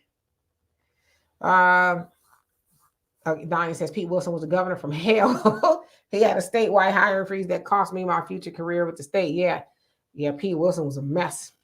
Dwayne says everybody knows Democrats have opened the border because they have lost the black vote. Now that mess Israel started is causing Democrats more loss. Funny how all of this all of a sudden they're following our move. Yes, indeed. And MacMan 007, how you doing? Says they have been studying reparations since 1778. You ain't lying. And before then, right? That's why I said most of those people in Congress are old enough to have been in slavery. What you talking about? You need to study. You was damn near there. If not your mama, your grandmama was there. And you talking about you need to study it? Just go look in your photo album. You know, you see all you need to see. They see that he playing games. It's crazy, actually. Dano, you say 100. Rod says, here we go again with reparations, another study. I cry bull. Absolutely. Common Man says they've been studying reparations since the 1980s and Black America keeps falling for the same crap. Incredible. Yep. Now we're starting to say, nah, I'm good. Oh, yeah, a logical thing. It says I still have friends and family, mostly males that are loyal to Democrat Party. Oops. You say if they knew I was fond of Trump for 2024, they will probably not speak to me for real, for real. Oh, well, huh? Black America against socialism. How you doing? He says the culture of Marxists are destroying the United States, and open borders is going to be what really destroys the Black community. California will be the whole country. I totally agree with you. Yeah, and it's our Congressional Black Caucus that champions them the most. They champion helping everybody but Black people. Okay, so Panther Strike say yes. So Kennedy is out now too, because I know he has switched to the independent, but now he's out as well. So DeSantis is out, Kennedy is out. Somebody must have had a conversation with him. Like, listen, you know what happened to your other family members, huh? It's the same thing they did with Bernie. I mean, think about this, guys. If they can cheat Bernie, I mean, come on now. Right. MC Factor says the administration didn't promise Blacks nothing. Than what they got in currently. Yeah, you know. Not true. They promised qualified immunity. They promised that if we gave them the Senate, qualified immunity and the commission the Federal Commission on Police Reform and stuff, and they also promised the what's that bill for black people that he said he would do with Ice Cube? A contract with Black America. Contract with Black America, Well, and then he had his Uplift, Rise, whatever bill himself. He didn't do any of that. yeah, that was specific for black people. Yeah, but if you really look into a lot of those things, it's nothing but, a jam sandwich, Yeah, of course, absolutely. But two pieces of bread jammed together, nothing in the middle. But the point was he did make specific promises that he did not fulfill, period. Because qualified immunity would have done a lot to help black people in regards to these police officers shooting us down in the streets and all that other stuff. Fact of the matter is, pull it. They actually did do qualified immunity, except for it has no teeth. It did qualified immunity on the federal level. Most people aren't getting pulled over by Border Patrol, FBI, CIA, federal law enforcement. Most people aren't getting a traffic stop from those people. It's the state and local officers that are doing it, and Biden doesn't have any jurisdiction over them. The states are autonomous, so they have jurisdiction over that. So there's some sort of qualified immunity with those officers, but it doesn't quite go far enough. So all the stuff that they did on the federal level, we always got to remember that federal level only speaks to that of the federal level. Even with this marijuana law, the marijuana law doesn't address the states. It only addresses people who are affected on the federal level with marijuana. And Joe Biden even said, I would ask the states if y'all would consider, changing your marijuana laws too, even though marijuana is legal, I think in like 36 states or something like that. But they know people won't pay attention to that. They'll just hear, oh, Joe Biden did this, Joe Biden did that. But remember, Joe Biden is the federal boss. He's not the boss. That's what a lot of times people think, oh, he's the boss of the United States. I'm using the term boss to kind of give it context. Yeah, he's the boss of the federal government, but the states could do what they want. But the local jurisdiction of the police have to follow federal law in regards to how they do the policing. That's a federal thing. That's why his so-called federal police commission that was supposed to be set up never was. It never was set up. Yes and no. To give them a guideline. Yes and no. Because if you think about any case, especially with the police officers on the state or local level, if the state don't get them, then the feds can pick it up as a civil rights violation or something like that. But they're different entities. So when Biden is telling you those type of things, he knows most people won't say, well, wait a minute now. Does that apply to everybody, or is that just the jurisdiction of the federal government? He's going to have to tell you it's the federal government. Right. And one thing that would have been very good for black people, if the Democrats want to win this election coming up, they need to do something specific for black people. And one of the most things that they should do is repeal the 1994 crime bill that Joe Biden authored, because that incentivizes local governments to arrest people for little or nothing and fund these private prisons. That would be more beneficial than anything, but he won't do it. Yeah. He did not promise anything with Ice Cube. They said, well, we'll think about it. We'll we get in, we'll see me after the election. That's what he said. See me after the election. And that hasn't happened yet. So yeah. Let's see here. Common Man says New Mexico, Arizona, Nevada, and California is going back to Mexico in about 50 years, and not sooner. It says all done by voting. The Mexicans are going to get their land back. Mark my words. But that was always the plan. They said that in 1985, my dad told me that they said that what they're going to do is overpopulate the United States. They're going to have all their babies. They're going to overpopulate and become the majority, and that's what they are now. What do you think is going to happen with these illegal migrants right now? They might be illegal, but if they start giving birth to those children here, guess what? They are tethered now here, and their children are going to be able to vote. So you're talking about in a 20-year time span. What is it? 3 million of them have come here so far? Maybe even more than that. Probably more, I would imagine. MC Factor says voting rights is for immigrants. I don't know any blacks that want to vote who can't vote. True. Raji say Biden will continue to finesse black people because we allow it. Yeah, sit up there and let them say y'all stood by me. I'm gonna stand by y'all. And we get all excited about absolutely nothing. I'm gonna stick my arm out. I'm not gonna ask no questions. They could be putting cyanide in your arm, you dumb idiot. And just let them do what they're gonna do. I'm just gonna vote and just vote blue and hope that they do well too. Just lunacy. And you know what else is lunacy? There's still some black people will cuss you out behind saying I'm not voting for Biden. Why you can't let the Republicans come in? Vote for not voting for Biden is a vote for Trump. It's not a vote for not voting for Biden is not. If I wanted to vote for Trump, I would, but they try to shame you into, well, you need to vote for Biden because we got to keep Trump out of Then you say, well, what has Biden done for you or black people? Well, it don't matter. We just can't have Trump come back up in here. Oh, okay. Yeah, okay. So let me ask you this, Demetra, in regards to our women, and unfortunately, in the black community, 70% of our households are led by women. Nothing wrong with that.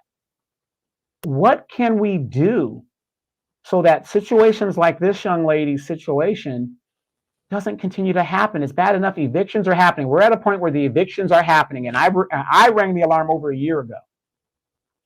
What can we do to change this narrative? What can we do? Well, as I said earlier, at the end of the day, stop having children you're not ready to take care of. Stop having children, out of wedlock and with people you don't intend to be with, for a long period of time. I would say that's a good start. Because like I said, there's no way in the world I will bring a child into that situation. I'm not having no children in an apartment like that when I want to bring my baby, my newborn baby, nowhere around that. I'm a neat freak for one thing, okay? So I would think that's a start. But if that's not the case, then again, like I said, be careful who you vote for. And, but I think more importantly, too, is black people need to practice group economics. We need to save ourselves, and us, the elder people in our community, we need to start imparting wisdom on the younger people. Hey, I don't think that's a good idea that you run around with this man. What can he, if he was to knock you up, would he be able to take care of you and this woman or the baby? Well, nah, he ain't got no job. He ain't got no car. Or young man, does it seem like a woman that you should be, potentially putting your seed in? She ain't got her head screwed on tight. She keep a nasty apartment or whatever. She a weed head. She ain't got nothing going on. Is that somebody you really want to procreate with? Well, now that you think about it that way, no, I don't. So there's a lot of stuff that we can do, I would imagine. Right. So I'm not a woman, but so should we tell these single mothers to open up an OnlyFans account and become entrepreneurs so that they don't find themselves in these positions? How do we get to the money to where we're not irresponsible with the money? And like somebody just said there, Patty, she says, can you elaborate on group economics? Let's get to the money. Yeah, so group economics, as Dr. Claude Anderson says, is we basically recycle the dollars back into the black community. As it has been said, the black dollar only circulates in our community about 6 hours. Everywhere else, like I said, the Asian community, they say 20 to 30 days that their dollar circulates in their community before it leaves. Now, obviously, their dollar can circulate a lot longer because they have businesses and things that will absorb those dollars. Us, we don't have a lot of businesses, so we tend to have to shop outside or spend money outside of our community. But also with group economics, there's things that we have to do. We, as Dr. Claude Anderson describes it, as like a 5-floor building. So it's education, it's politics, it's policing. I think that kind of goes along with courts. There's the media, and then I'm missing one. Businesses or something like that. It escapes me, but there's 5 floors that we must own and control and operate in order to practice group economics successfully. But one of the most important things is, building Black businesses. As he talks about it all the time, he says during the Montgomery bus boycott, he says our family had a busing business, Black owned. He says, but Black people were so eager to go force the white people to allow them to ride on their buses. He said that movement alone destroyed their Black businesses, along with a lot of other Black businesses, because we stopped spending money within our own community and started spending it elsewhere. So when we start keeping those dollars home, that's how you practice group economics, and we'll have more money. It's a known fact that we see about 1.3, 1.7, some people say $2 trillion a year in the Black community here in America, but we only keep 97% of that, only having 3% of that to live on. So that makes us beggars. It makes us borrowers. That makes us consumers. It does not help us to be producers. So when we stop doing that, like I said, this Christmas season, how many of us went out there and spent money that we absolutely shouldn't have been spending? How many of us actually, if you had to go buy something for Christmas, did you buy your children books? Did you buy them a computer? Did you buy them a passport? Did you do anything conducive with the money? Or did you just continue to trick it off and make everybody else richer? That's not practicing group economics. What white people do, and I learned this a long time ago. My grandmother, both of them actually, were domestics, and they worked for wealthy white people. My dad's mother was a domestic for Jamie Lee Curtis. She was her nanny, and they often talked about how they would buy their children one present. Us, we buy them 10, 15 presents. They bought them one. Then they might have bought them some stocks and bonds and, savings and this, that, and the other, so that they could have something later on. Again, how many of us bought our children a life insurance policy? If you went out there, and I'm going to say this, because this is Wealth Wednesdays, you went out there and bought your child a toy, and their life is not protected, you are a horrible parent. And out of the words of Walter, I ain't going to go that far, okay? I'm just saying you're a horrible person. If you went out and spent a dime buying somebody something for Christmas and you ain't got insurance on yourself, your babies ain't insured. I'll take it a step further. If your mama and daddy ain't insured, as Pretty Tony said, or, they told Pretty Tony rather, stick yourself. Stick yourself. Because you just don't give a damn. You know what I mean? And that's kind of the long and the short story of the Black community. We go for the short gratification. I want it now. I want the gratification now. I want the new Louis. I want the shoes. I want the toys. All right. God forbid your child die tomorrow. Are you going to be able to take that Louis bag to the mortuary and say, hey, Mr. Undertaker, what happened was I gave this devil, Mr. Louis Vuitton, all this money, but my child, God forbid, died, and I ain't got the money. Can you take this? Hell no. My wife got a whole bunch of them. You know how I got a whole bunch of Louis Vuittons? Because I get paid to bury people. I'm getting the Louis honest. And business is good. Business is good, But y'all out there being frivolous with your money. See, that's why I say I don't participate in a holiday season, because I refuse. I'm sorry. I refuse to be told to get out there and spend money with people who ain't going to help me. The hell? And then another question I have for you, Demetri, because I want our people to understand the dire straits that we are in. And you can answer this.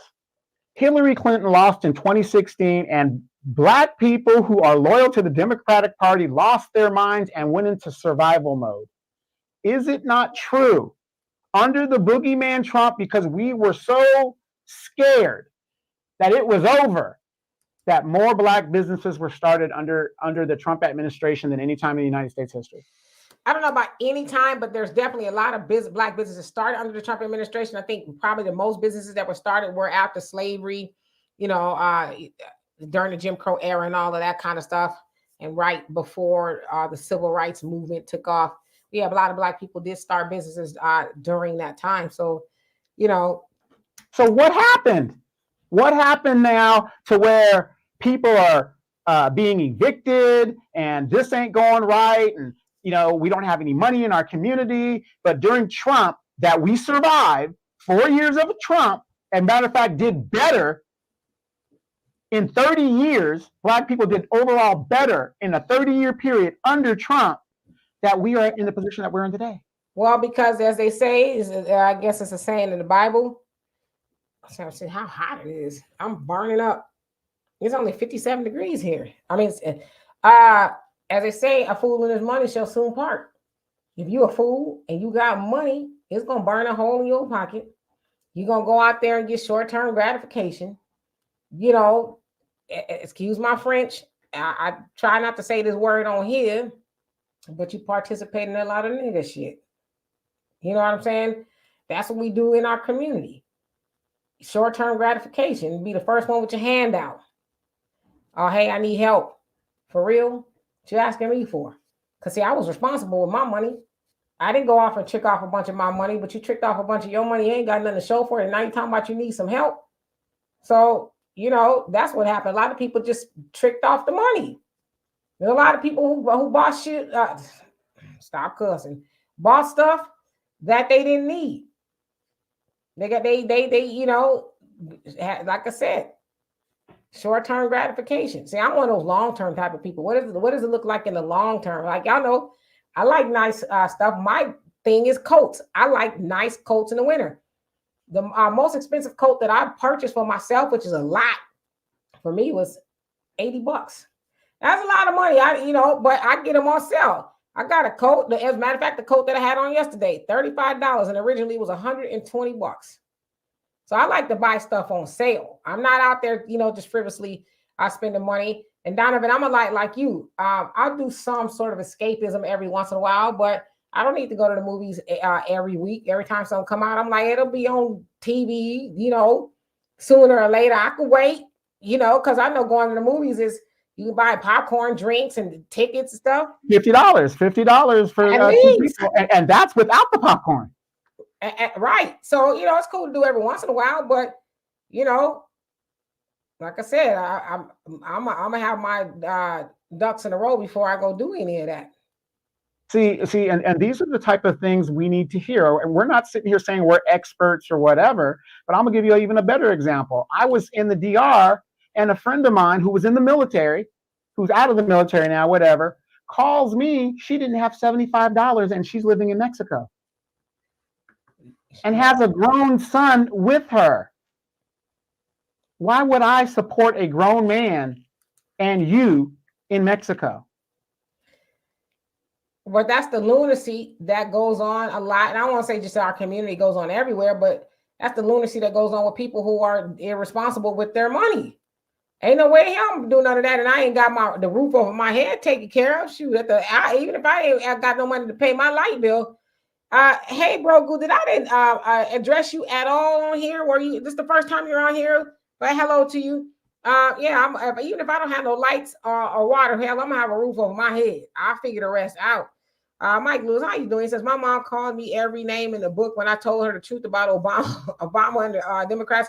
I asked her, what have they done for us? Then she accused me of being a Trump supporter. Oh, yeah, that's the go-to right there. Sunday says, I brought, and actually that's what I need to do. I brought 4 people, both having radios, and showed them how to use them. We are getting prepared just in case the lights go off again or there's another emergency. Matter of fact, I'm going to go on there right after I get off of here and get me one of those radios. I remember the numbers and everything off the top of my head. Black America, what's going on? Hey, and that's great to get the radios, but you guys better start getting some self-defense material. Absolutely. What's going on with you, Black America? I say you needed to come up here. You had something to say. Yeah, I just had a couple of questions, Demetria. And hello, Demetria and Donovan. How are you guys doing today? We're doing fantabulous. How about yourself? Oh, all right. I am moving and grooving, I'm leaving Riverside right now, trying to get back to Vegas. Jesus. Hey, say hey to my peoples. Man, I'm already stuck on the 15 freeway. This is ridiculous. Oh yeah. Yeah. So the last thing you were saying was about people spending money, and I understand what you're saying about the group economics and things like that. But that model, just like the model of you saying settle down to a good choice keep your pecker in your pants. Those things don't work, and they have never been proven or shown to work. So, what kind of solution could you come up with? Because these women getting kicked out. Now, I got a solution for the women in that apartment building. Okay. But I'm not going to, you know, I might have to put that in the back check because, you know, it'll be some radical man stuff and you might not like that. You don't want to get too turned up tonight.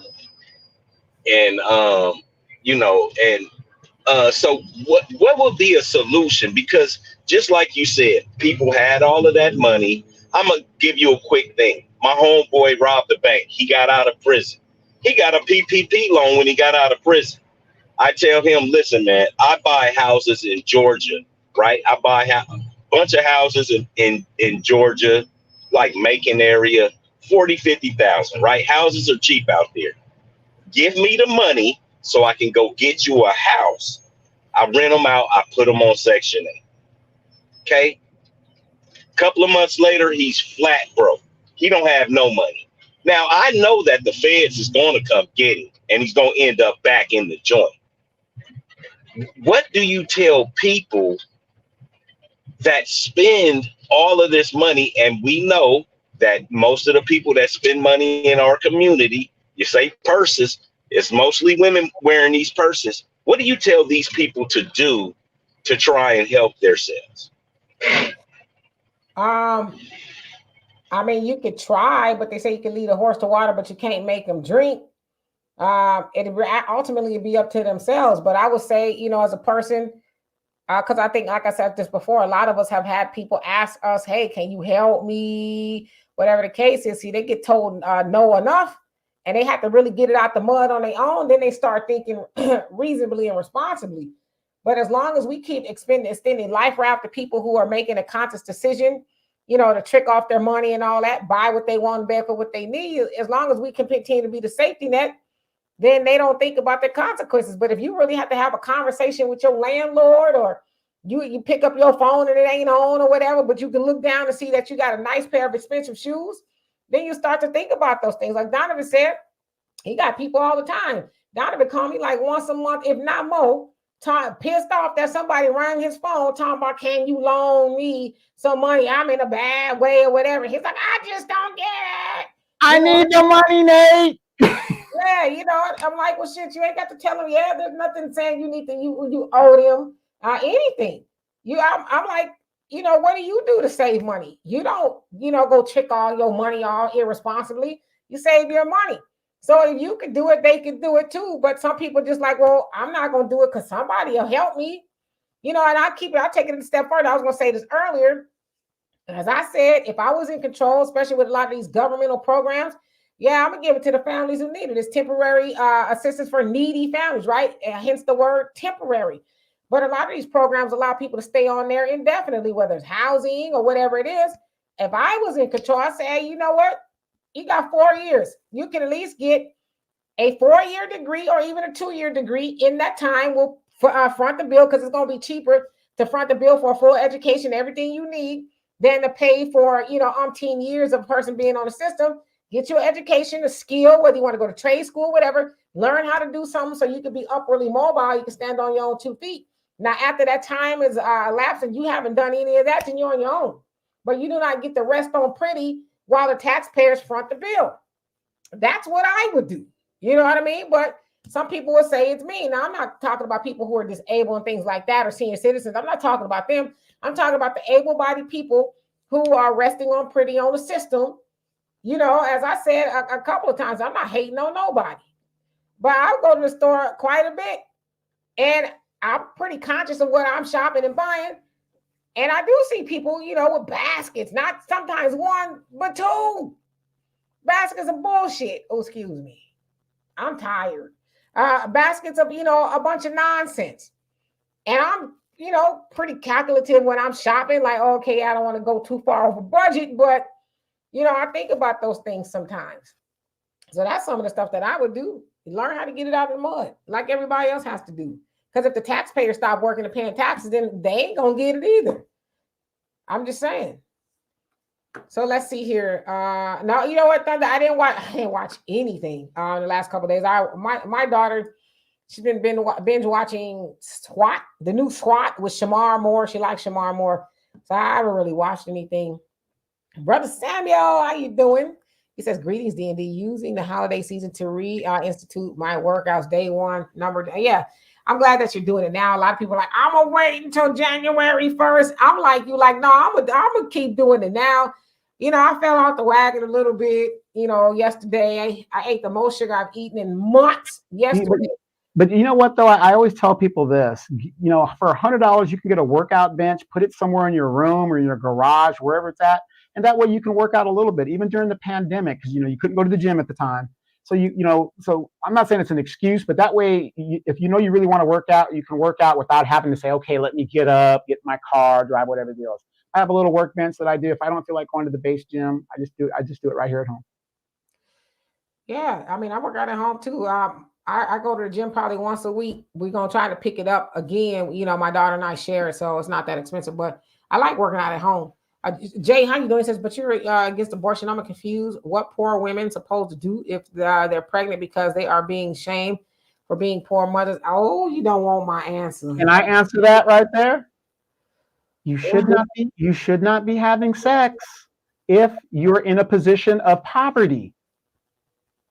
And if you are having sex, you better do everything to protect yourself. I mean, it's a simple concept. If I can't afford to eat steak, obviously I have to eat peanut butter. If I'm in a impoverished state, and this is what I tell a lot of young girls and even my nieces, when you're just starting out as a young adult and you're coming from a ghetto or whatever, the hood area, and you have a baby at a young age, you've condemned yourself and that baby to poverty. You've just done that, just right there, because the father is probably a young kid himself. You've just done that. So the best way to do it is abstinence. Just stay away from it. Yeah, I mean, you can't keep using, I'm saying you in general, you can't keep using abortion as birth control. It shouldn't be that easy. You know what I mean? I know there's circumstances that would probably warrant a woman to do that, but if you just oops, I think that's wrong. And so you're not going to tell me that because you are so irresponsible. See, the other thing too is if people was, actually forced to raise those babies, then they probably have less of them. You know what I mean? I'm just saying. But I'm against it being used as a form of birth control. I don't think anybody should be able to just, well, I'm going to make it a point, man. I don't think anybody should be able to do that. I mean, that's just my stance on it. In the meantime, stay up off your back or, stop treating women like trampoline if you ain't trying to have no babies. I don't know. I don't even know what to say about that. Thunder says, did you watch the Twilight Zone episode called The Shelter? Like you said, when they know they have it, they refuse to do it for themselves and feel that what you have built, they're entitled to. Yeah, that's exactly what's going on. My sister-in-law, she's Panamanian. She said, we ain't got no welfare in Panama. She says, if somebody lose their job or something like that, you selling some plates, you knocking on doors. Can I clean a house? Is there something I can do? But you ain't going to no governmental office and saying, well, I need to sign up for some benefits. Yeah, there is no social safety nets in a lot of these other countries. None. Yeah, so I think that abstinence is the key. I mean, golly. I mean, I get it. Sometimes it really be. For 2 minutes, y'all gonna risk having a baby? That's the neutral word. I mean, I'm just saying. Maybe I'm just weird. I've never really been driven like that. Like, I don't know. I can't control myself. Let me get a chastity belt. Some people are so randy, they'll hump through that damn thing. It's like, control yourself. And I'm going to a pound town. Hey, Damon, how you doing? Oh my God. Oh, you better not let my daughter hear that. You say Shamar Moore is played out. She loves some Shamar Moore. I'll tell you that. She done watch every damn thing he in. And Ashley says she should be able to abort if she wants to. I mean, like I said, yeah, I guess, but that should not be used for no birth control. Imagine, hell, if that was the case, most of us probably even wouldn't be here. you know? So And I can't tell you how many friends that I know that have had an abortion that have psychological issues and regret from that. I mean, it affects them wholeheartedly. I can't speak for everybody, but I'm telling the people that I know that did it, messed up. It messes their head up because you're going to have to answer to that to somebody, some higher being or whatever you believe. yeah, and Virgo says if you can't feed your baby, then don't have a baby. Michael Jackson. Exactly. Want to be starting something. But that concept is just too much like right. People think that they should be on their backs or treating a woman like a trampoline and then create something and then not have to take care of her. Well, we just gonna go down in the clinic. That why is that all that's just golly. Like I said, I just don't understand some things. If first of all, I ain't laying down with nobody I don't like, first of all. And I ain't laying down with nobody. I can't have no kids now, but I wouldn't lay down with somebody that I wouldn't want a child with, or no heebie-jeebies or anything like that from. You know what I mean? And Lillian, how you doing? It says if you're paying your bills, Christmas really wasn't packed like they're talking about. Malls were not that packed like usual. Yeah, they said it was. Yeah, there wasn't any fights on the local news. You know, at the local. Really, any sales all like that. And Thunder says you have to practice safe sex. There's 0% chance of pregnancy if your area of concentration is.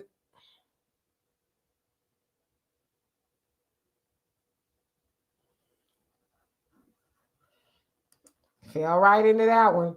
The average logical thing, it says abortion is not medical care, in my opinion. No, a lot of times people treat it like birth control, you know.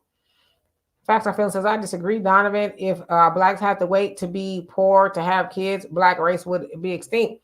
Well, I mean, back in the day too, black people were poor and had children. They're just a little bit better at taking care of them. You know, because back then they were poor, but they didn't have a lot. And they didn't just have one or two; they were having big families. Yeah, but they didn't have the system to fall back on. They had to figure stuff out. You know, back then, a big mama and them, if they was poor, they wasn't going to the store loading up 3,000 baskets full of junk. They, you know, got some flour, some salt, you know, sugar. You know, they make their resources go farther. But I don't hardly ever see nobody buying that kind of stuff. It'd be stuff that's gonna last 2 weeks and then talking about, oh, I'm hungry. You know, or I need some money to go to the store. It's like, man. Or you get this, you know, you give somebody, let's say somebody's hungry and you give them $5. Oh, I don't want that. I want steak. You're like, what? Yeah, and I actually said men should get vasectomies. I think anybody who's not interested in having a child, the onus is on you to make sure that you do not get a child. Whether you're a woman, you don't want to have a child with somebody, either abstain or you do take other measures not to get in that position. And yeah, for the man too. I'm not up here saying it's all on the woman, but if you're the one that want to have sex and not responsibilities that follow it, then do what you got to do and make sure no responsibilities come out of that. You know, but as I always say, hell, the baby is the least of the things that you can get. That stuff you can get and you cannot get rid of. And you have a baby, you'll have responsibility 18 to 22 years. But that other stuff you can get from being haphazard down there, you ain't gonna never get rid of. So I was like, pick your poison. And the funny thing is, Demetria, you're talking from a place in Houston where there's been a report of massive scratching going on down there. Yeah, you know, Brenda says sex can be an addiction too. Some people need therapy. Yeah, I agree with that. Go on and get you some help. Go on and get you some help. But you can have an addiction and put some on your, you know, Uniroyal or something on, you know, or some sort of birth control. You ain't got to be all the way crazy now. Yeah, but I agree with that. I should say, let's see here. Common Man says, I keep getting offered VA small business loans all the time. If I read my email right now, there's another SBA and VA small business loan offer. I just ignore them.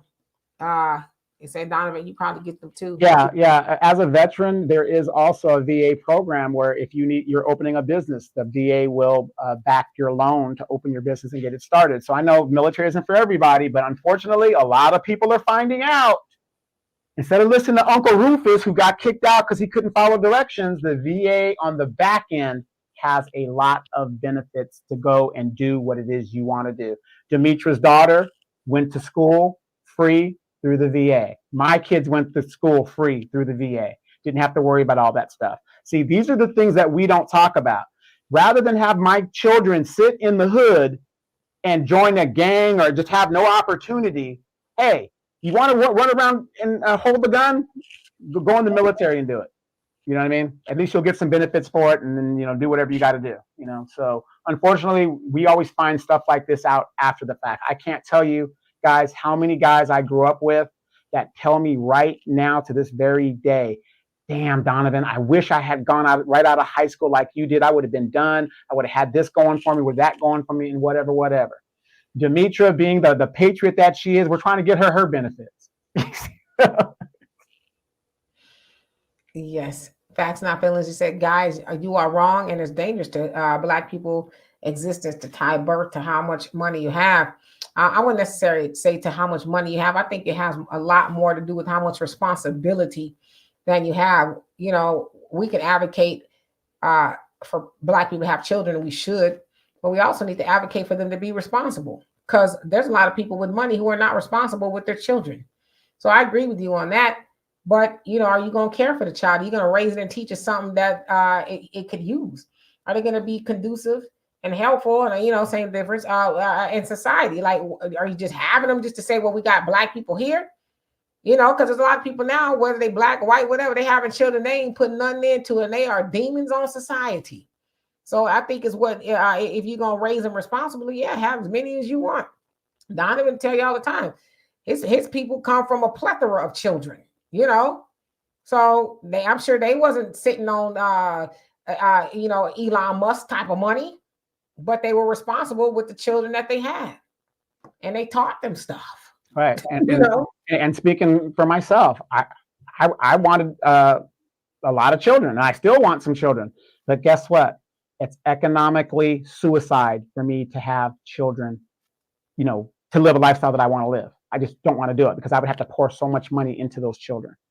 Well, what do they say is the average cost of a child nowadays? Just basic child. I think it's $250,000. Yeah, because it's gone up significantly, probably at least. You know, Brother Samuel says, to my sister, we could never throw off those who do things in their ignorance. God will provide. The Bible said, consider the lilies of the field. God will take the situation and make the best of it for you and your child. Just learn and move forward. Jesus said, he who is without sin, let him cast the first stone, and go and sin no more. Absolutely. You know, but yeah, just to say I'm gonna get rid of the child, I don't know. I can't co-sign that. I can't. I could say I co-signed abstinence before that. So let's see here. Doctor says, when that pandemic happened, the government gave extra EBT credit for years. If I'm not mistaken, why don't they stock up and stock up to the rafters? Yeah, I agree with you. I do. And Dwayne says, abandon showing off, leave the rim shops full, and keep your $10,000. Put land ownership as priority one. Yep, I like that. Asha said, I invested in Bitcoin. I'm about to get more. Yeah, I know that for a while it was really low, and then it started to go back up. So is it starting to rise again? It was really high under Donald Trump. Oh yeah, I know people who lost a bag of Bitcoin. Yeah. I do. They didn't get out. They were thinking, oh, it's gonna be good, and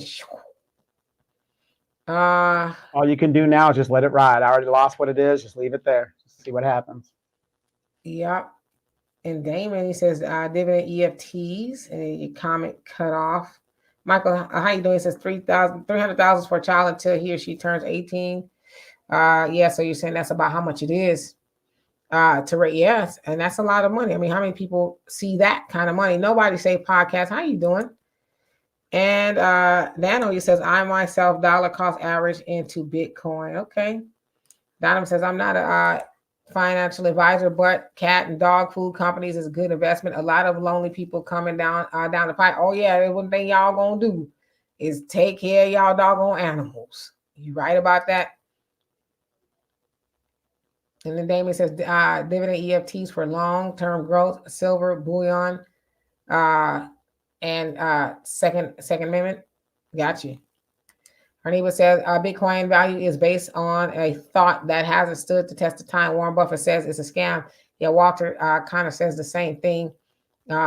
Like, what do we really know about it? Like who, what, why, how, all of that. I saw one case where a guy had, I want to say it was like $10 million in Bitcoin and he lost the password. And the Bitcoin entity, whatever that is, they're like, we can't help you. And if you try to log in so many times, that's your ass. So anyway, we're going to get out of here. I'm very tired. I've been up since 2:00 this morning. Precious, how you doing? It says, be careful out there. Digital green means everything online and power outages. You ain't lying. Did they say Cash App or something like that went down earlier or something? Anyway, so we're going to get out here. Love and appreciate every last one of y'all. Be back here on Sunday. Common Man says, so I do not play the Bitcoin game. Oh, Donovan, it is New Year's Eve on Sunday. Are you going to be home eating your pork and beans? No, it's New Year's Eve, so I will be home probably flying my Microsoft Flight Simulator and just flying over the places I would like to go. So that's what I'll be doing. Got you. You're going to be eating pork and beans or black eyed peas under the table. Isn't that what they do for? No, you know what? Now that you bring it to me, I'm going to go make me a crock pot of red beans and rice and just put everything together with some sausage cut in there and all that other stuff. Just to do it. Are you going to be in town? I ain't going nowhere. I think these cuckoo banana people out here. I told you. Donovan asked me yesterday. He said, you going somewhere? My daughter's birthday was yesterday. Y'all going out tonight? I said, I don't be out in Houston at night. As soon as this starts to get dusk, I'm in the house. Okay. Yeah, no, I'm going to stay home as a smart person. There's nothing in those streets for me and save my coin because I'm getting ready to go to the Super Bowl. The Cowboys are collapsing as usual. So I'm just going to go to the Super Bowl and enjoy myself and have a good time. Y'all want to know why I be up so early sometimes? Well, my daughter, she does Amazon Flex. So Amazon Flex is, you work for Amazon on your own time and stuff like that.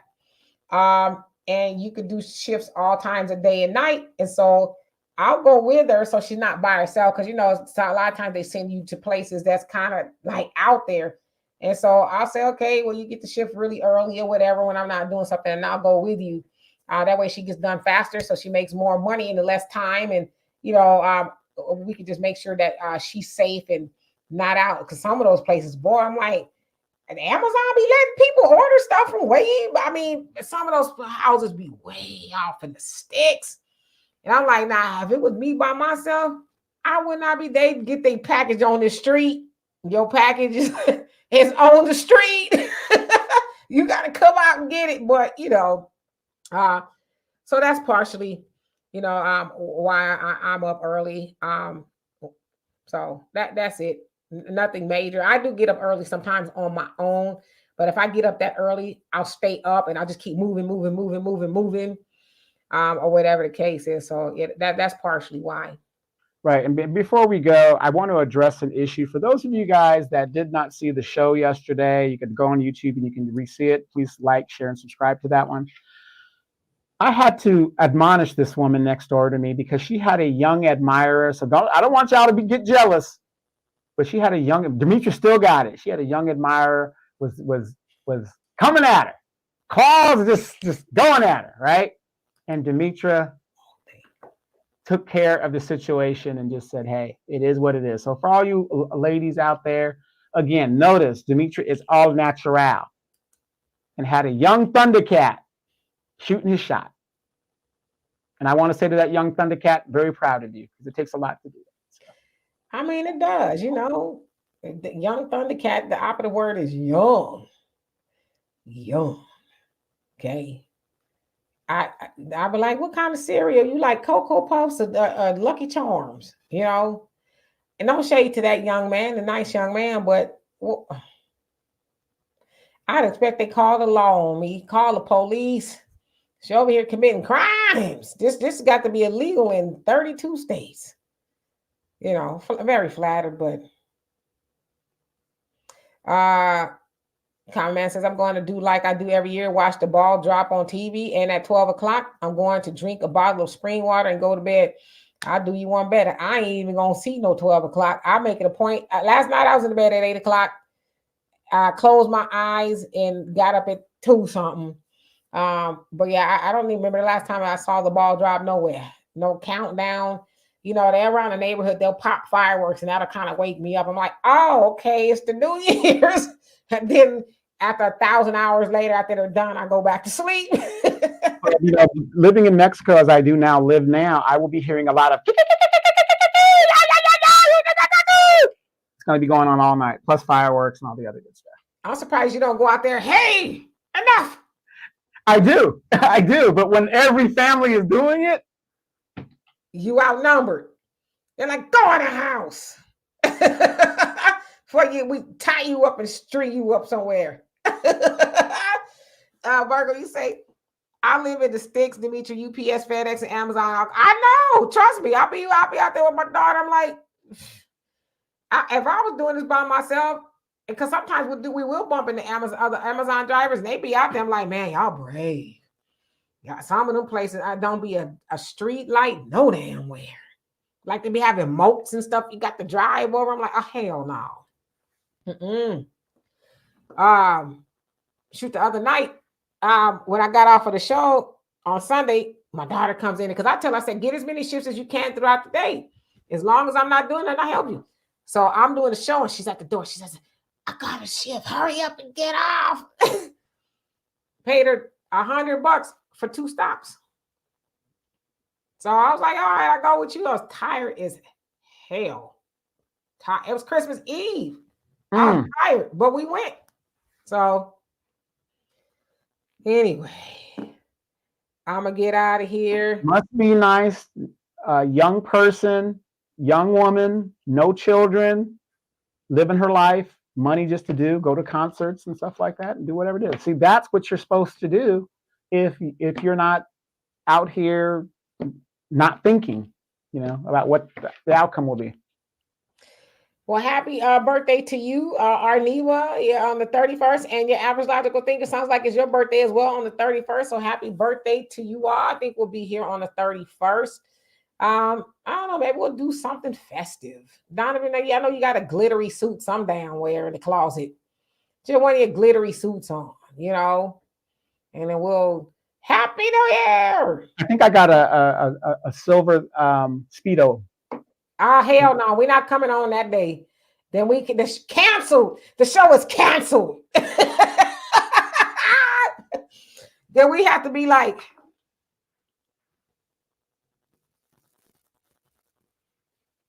that is okay, because there's a lot of European women that appreciate the Speedos I wear. And they like buying the sausages. So, I mean, what can we say? They...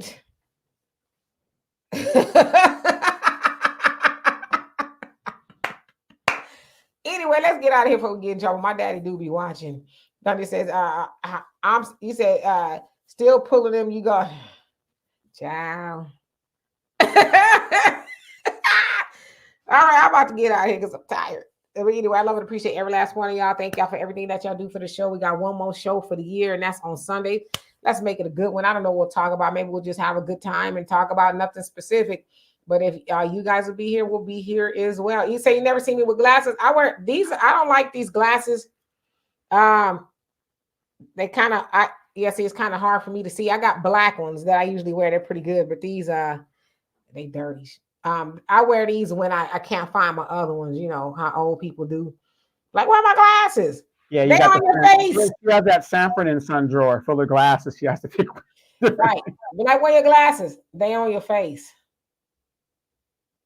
So anyway, and real quick, as we go into the new year, you guys, if things did not work out for you this year the way that you wanted them to work, the definition of insanity is doing the same thing over and over, expecting a different result. Try something a little bit different. Try to get outside of your comfort zone if that's what you need to do. And hopefully next year you'll get a different result in the result that you want to get. I mean, there's plenty of money out there for everybody to get, but we got to be on code. And again, we can't do it. No man is an island. No woman is an island. We need each other. Always remember that. At the end of the day, we need each other. Yeah, maybe we'll kind of do a show like that. you know, on Sunday, more of an uplifting type of thing. So we'll see. Anything's possible. Anyway, love and appreciate every last one of y'all. Thank y'all everything for everything that you do. Y'all please get some rest. I know I will do the same until Sunday. Peace.